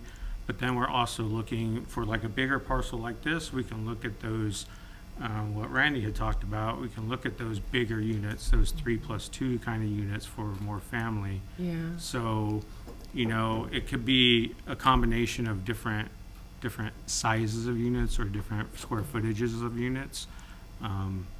It doesn't, Yeah.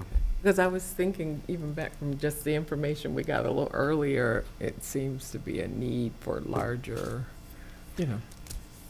family. Madam Chair, if you wouldn't mind, I'd like to pull this. And I'd just like to pull this because we're getting into an area that we're pulling information out of the air, and we'll bring it back accordingly. And if this is the way, then we just will pull it. Wait, if that's what everybody wants to do, the only thing I'll say is, I know it's important when you've got real estate contracts that it's, time is of the essence. There's a 45-day due diligence period in here. Again, we'll just pull it and bring it back. If you want appraisals on everything, then we'll bring you appraisals on everything and let the board decide that way. It's apples to oranges, but if that's the way the board wants it, that's the way we'll do it. And we'll just leave it at that. also, I think if we do put that, then I think we may have to adjust the contract, correct? To have that contingency in there on the appraisal. Well, you have a 45-day due diligence period, which sole discretion is ours to get out of. Right, But- so we have a due diligence period where we could get the appraisal within that due diligence period. Or if it gets pulled, obviously, we don't need to make that a contingency, so however the board wants to proceed. we'll be happy to pull it and get an appraisal. Government moves slower than the private sector. We were behind another person on this that was going to pay a similar amount, and we will just take our chances Well, why would we do that? because we just need to get appraisals on everything. We'll just get appraisals on everything. have the contingency. We'll just get appraisals on everything, and we'll leave it at that. That's the way it needs to be done. We'll do it that way. No problem. No problem. Well, I'm not saying that it has to be done on everything. I just feel like there's a big discrepancy, and We have the time, it's a 45-day. I'd rather do it where the board is comfortable doing it rather than pushing. So we'll just pull these items off the agenda, and we'll just get appraisals on everything. We'll do it the government way. I'm not comfortable possibly losing this if this large parcel. So, I mean, if there's the 45-day contingency, and should the appraisal come back and we say, oh, no, and we can pull out of it, I just don't want to see us miss out on something when we could have just, we would have had time, the 45 days as opposed to going another month or what have you. And that it's almost like the same, but better to do it now with the contingency clause to it. My question is, if we vote for this and in the 45 days we find that people are uncomfortable with the price that we've chosen to pay versus an appraisal, where does that leave us? That leaves you with not purchasing the property because you're not comfortable with the appraisal. or renegotiating. On the other hand, if you looked at as a redeveloper, if you looked at the end result and what that adds to the tax base by adding all these homes and the value of the land as improved, which is the way you have to look at it as a redeveloper, looking at it as a real estate person who's looking for the purchase, sell, purchase, the immediate gratification of the real estate market, you would get an appraisal and base it on that. But by adding 38 new homes to the property, 38 people that could not purchase a home before but can purchase it now, that value, which is the way you look at it in redevelopment, it's like a reverse mortgage. So if we're going to do it the one way, we'll be happy to do it that way. That's what the board decides. We just happen to look at it from, once developed, the value of the redevelopment versus a vacant piece of ground that has sat there making minimal tax value for decades versus 38 new homes, generational wealth improvement, which is something that Randy mentioned, and improvement in the community as far as not only just homes, minimum homes that would normally be built there, which the developer that was purchasing it, that was their specialty.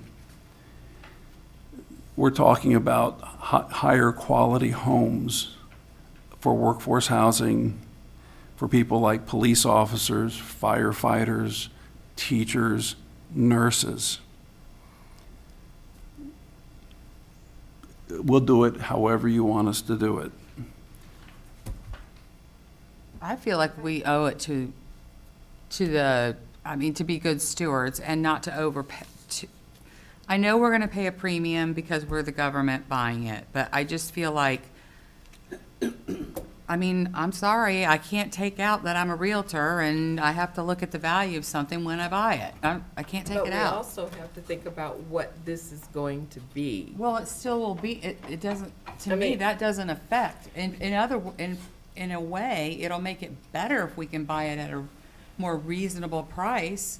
But with the contingency of 45 days, there's the option to possibly renegotiate, right?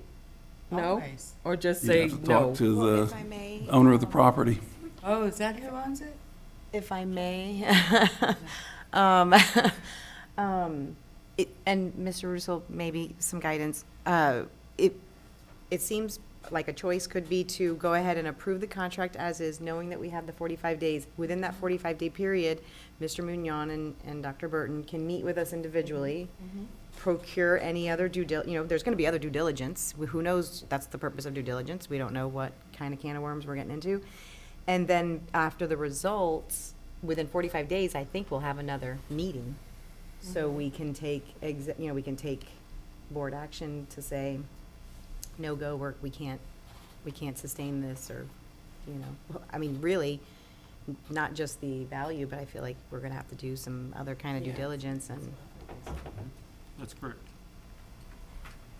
do you feel like that is a problematic way to proceed? No, I think that's fine. I mean, obviously, this is not like a situation where the appraisal has to hit a certain number for you to get your financing or anything like that. It's just going to be one of the factors that the board's going to look at in conjunction with, the development potential and the other things that are going into it. So I don't see any issues with having that done as part of your due diligence.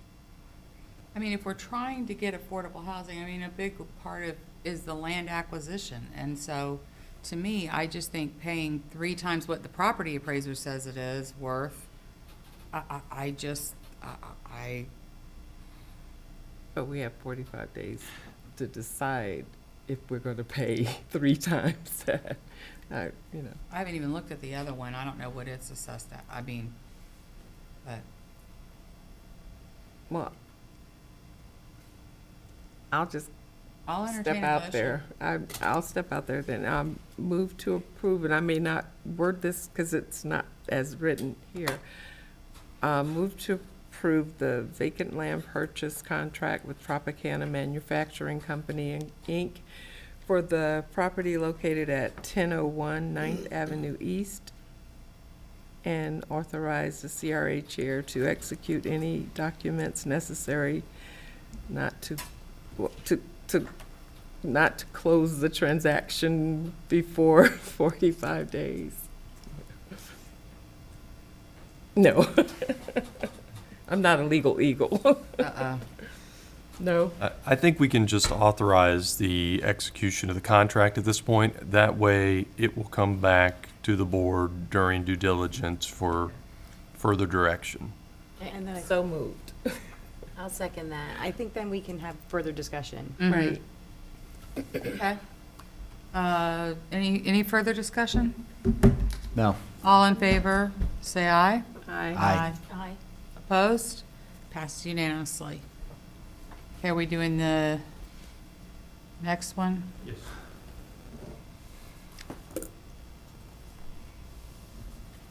This is basic, it's pretty much the same thing, right? It basically is. However,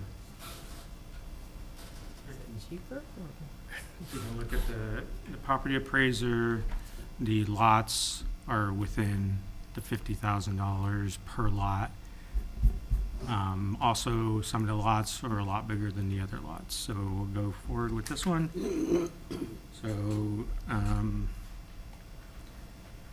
so basically, this is the acquisition of 15 parcels.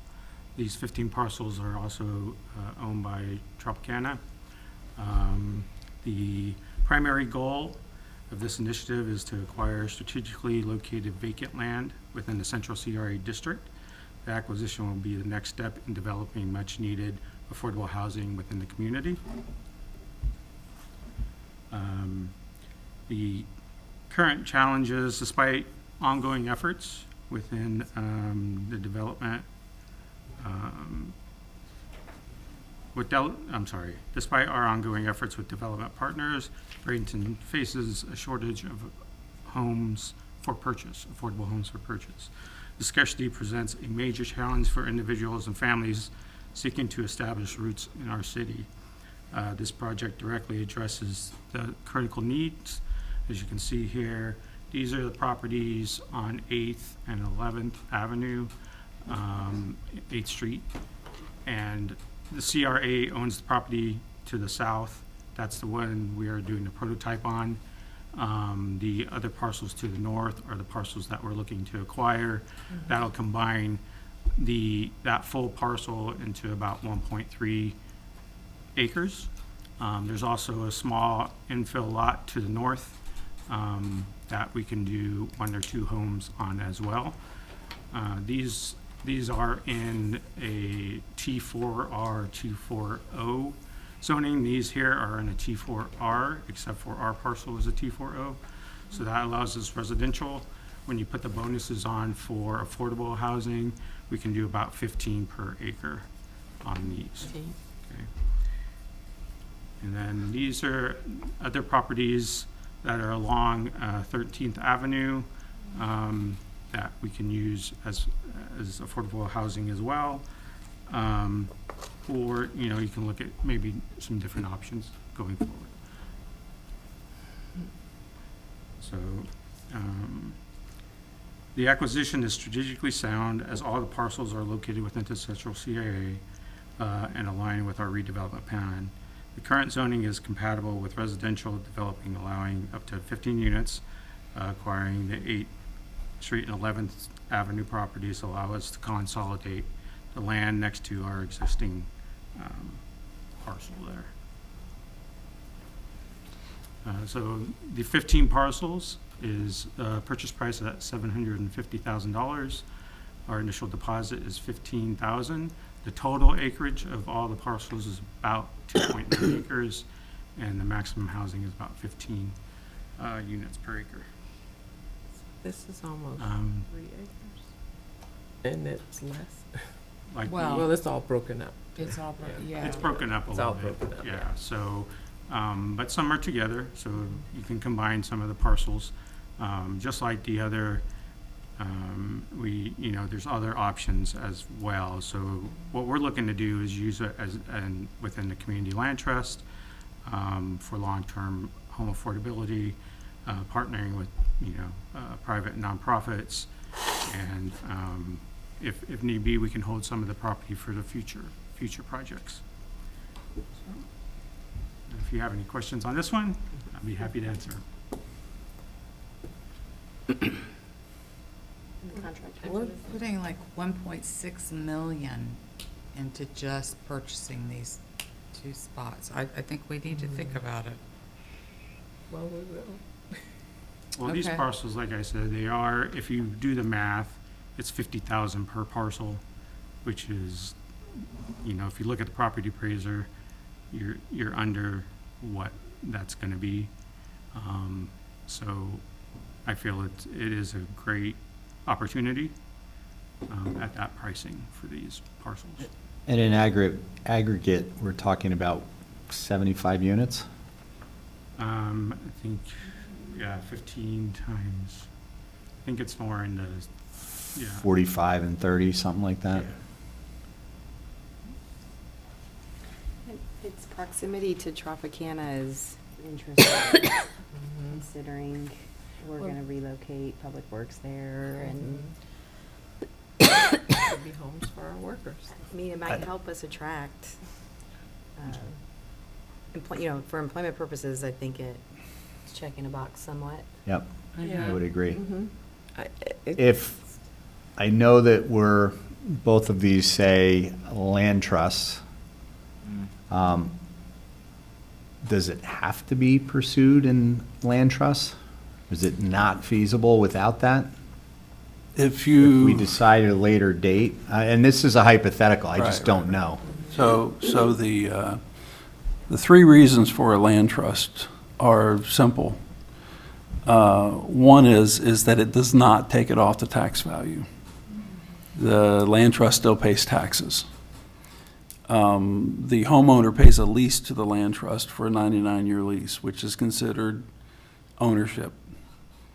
The owner of the home buys the home without the value of the land built into it, which reduces the price. The reason we do that is because if we were to include the price in the home, it drives the price of the home up. You spend less money on square footage or quality of the home, and that way they do own the home and they do own the land, but you're building an inferior product. The third reason is because, and I'll be happy to take a road trip with anybody that wants to, Usually when you have a number of homes built like this, there's usually an HOA involved. HOAs are great if you have people that aren't working all the time trying to make a mortgage. Somebody has to be in charge of maintaining the exterior of the home, the land.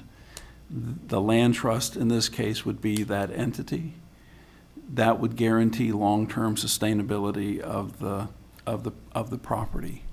So those are the main reasons why we say land trust, because it benefits the homeowner, it raises the quality of the home, and it also sets the land up for long-term sustainable use. The other reason, there are other subsidiary reasons. One is that by having the land owned with the property, in order to get the densities that we need to make this work, you're going to have to subdivide the land into smaller pieces, and we're going to have to go back to the city. You can see that they're already zoned for single-family use. We're talking about a higher density than that. That's something that the city currently probably does not allow. So having the land trust allows you not to have setbacks on the inside of the property, and also allows you to position the homes more thoughtfully on a bigger piece of property. The only setbacks you have to worry about are around the perimeter. We are proposing to do something that is not normal for today's real estate market and construction. We're proposing to do something that is different because the current structure of how we do things has got us into this position where young people can't afford to own their own homes.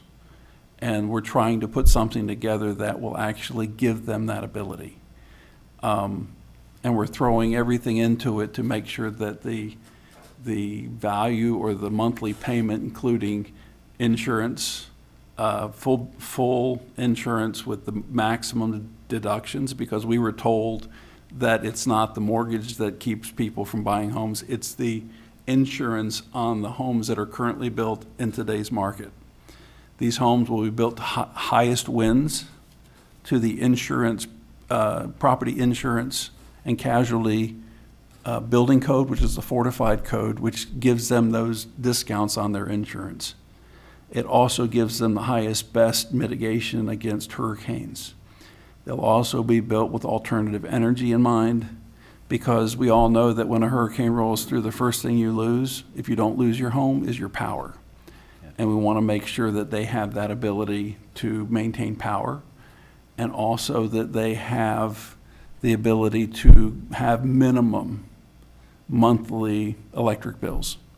So that's the direction we're heading in.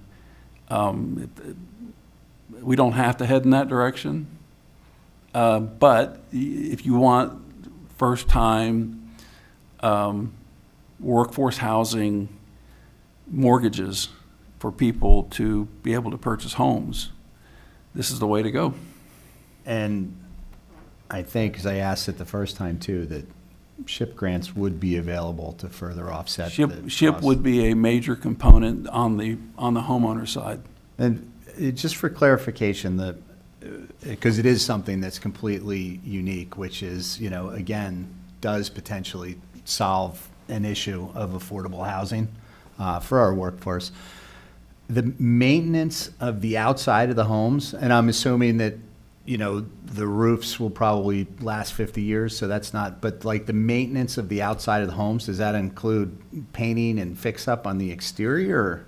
No, this No. includes the property. The Just the homeowner property. owns the home, but you are correct. We would be looking at, instead of a shingle roof or a 3-tab or a 3-dimensional, which usually gives you about a 15-year warranty on the product and installation, we would be looking beyond a Galvalume roof, which gives you even a higher number. We'd be looking at like a 24 gauged roof.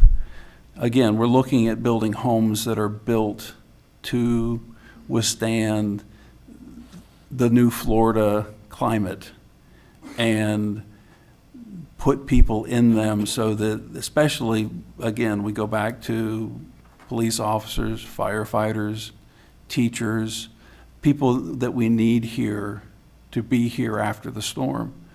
And that was the whole point of the process. Understood. And how much of the land mass of the city are we talking about? Less than 1%? Compared to the rest of the housing in the city, we can get that number, but it's way less than 1%, yes. Hold on, yep. Go ahead.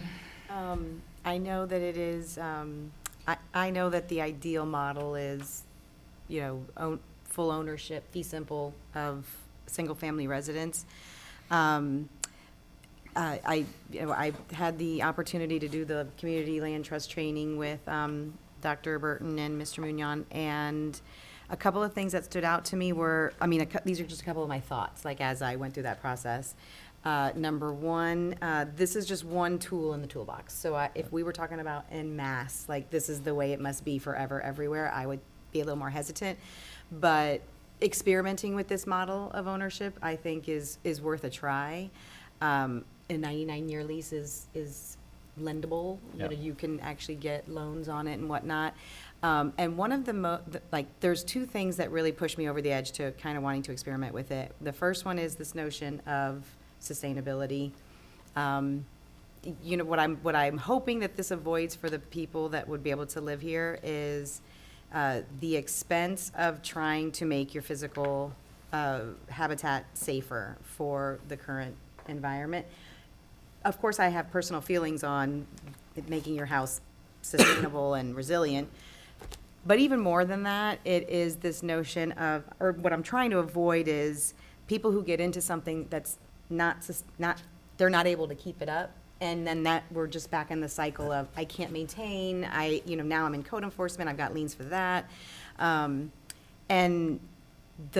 the unique thing about your comparison to an HOA is the community land trust functions very much like that.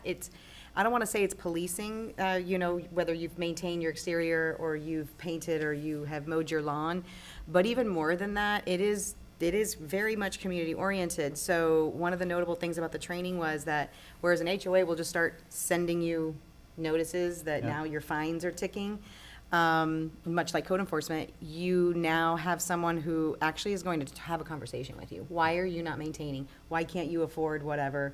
It's much more of an interactive, we want you to be a successful homeowner. We want you to make this investment. All that government should be, yeah. Well, it's not the government. No, I just think not. it's one of those. Land trust. Yeah, or it's one of those things that a homeowner doesn't think of until after they own, that when everything starts to deteriorate and they're like, I'm out, and you have multiple units doing that. And then you have It's the whole unique. This community. potentially alleviates that problem.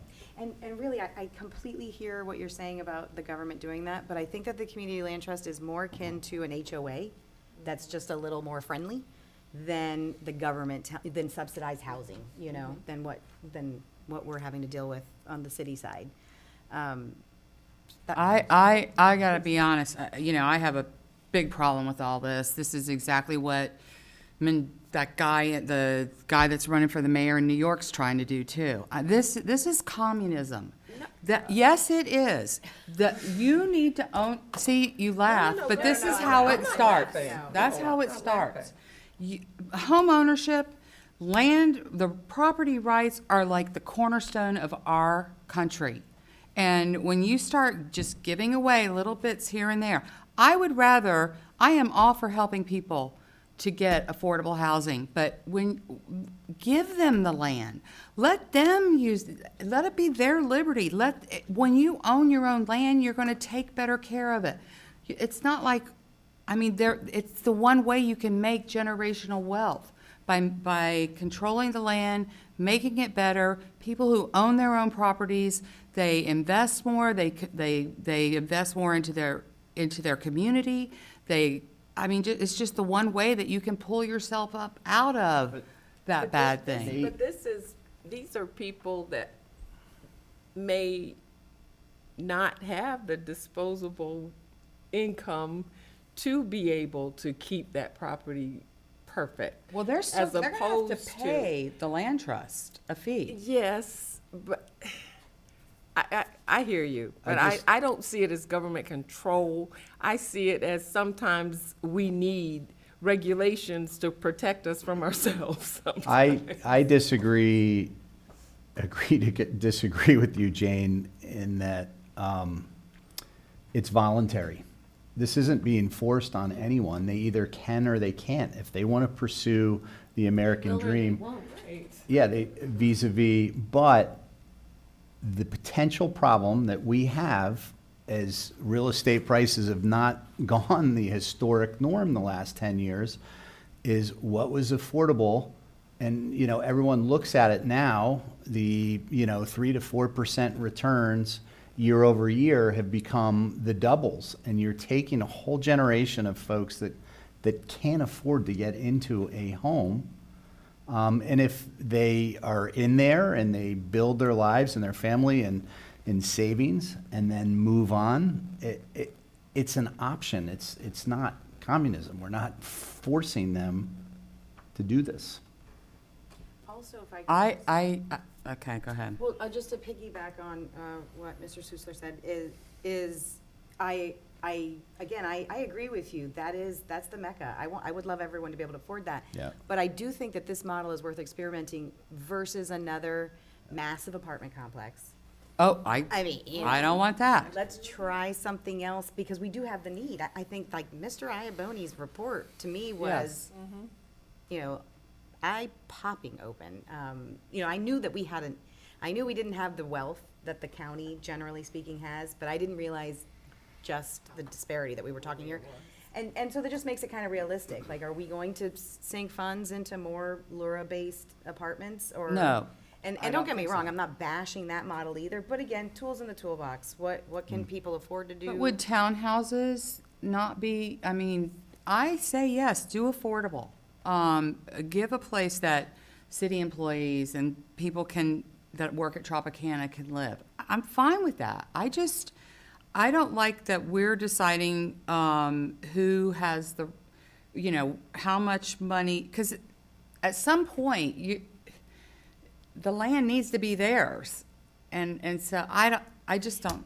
I think also it might, I think if you make people always dependent on government, you're not exactly going to ever get out of it. I hear what you're saying. I just think this is a little bit different. Like I said, this isn't like a housing authority, situation. They own something. They just don't own the same thing as, someone else next door or in a different parcel owns. So they do have some element of ownership. There is an investment happening there. It's just a different type.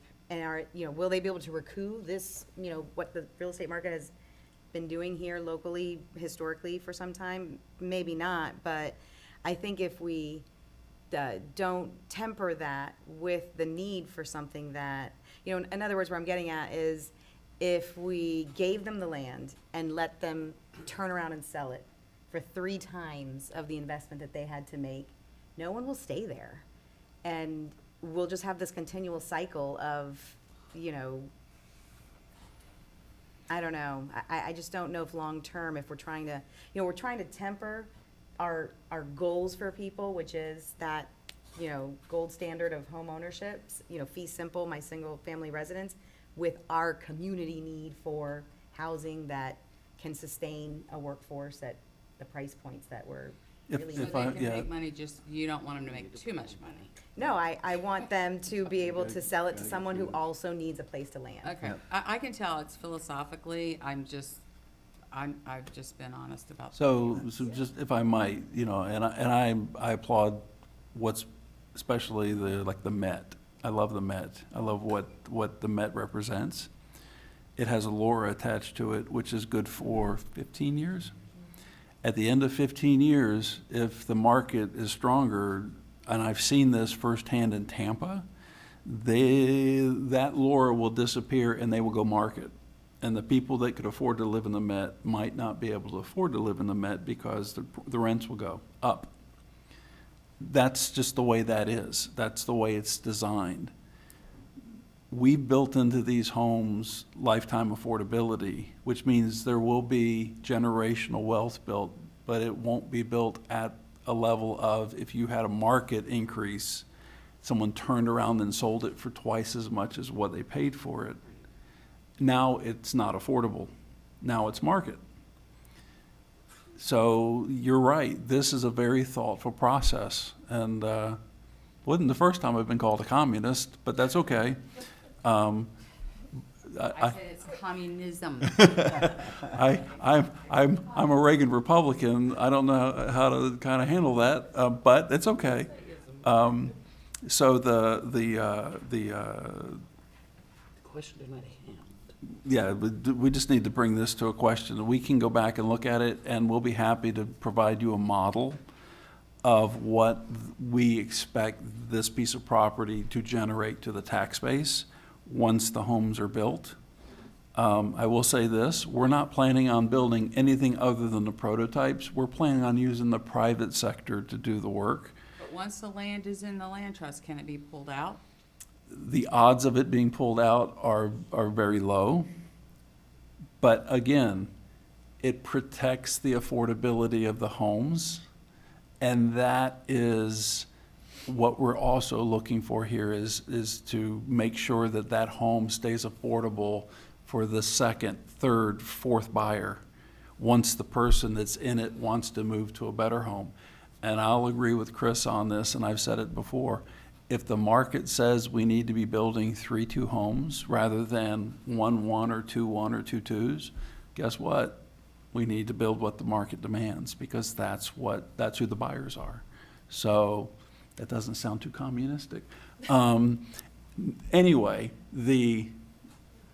that's where we want to head with this, and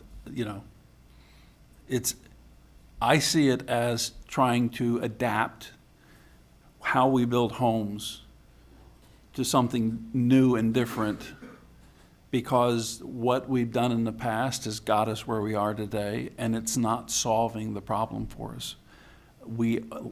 Everybody is screaming for affordable homes. Randy Iaboni said today that he showed you the graph. More people are coming in, and we're not meeting that need.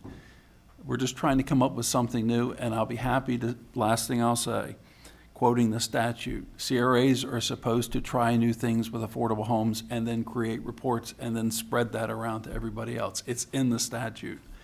Don't have to do it if you don't want to. It's in your plan. It's in the statute. We would love to do it.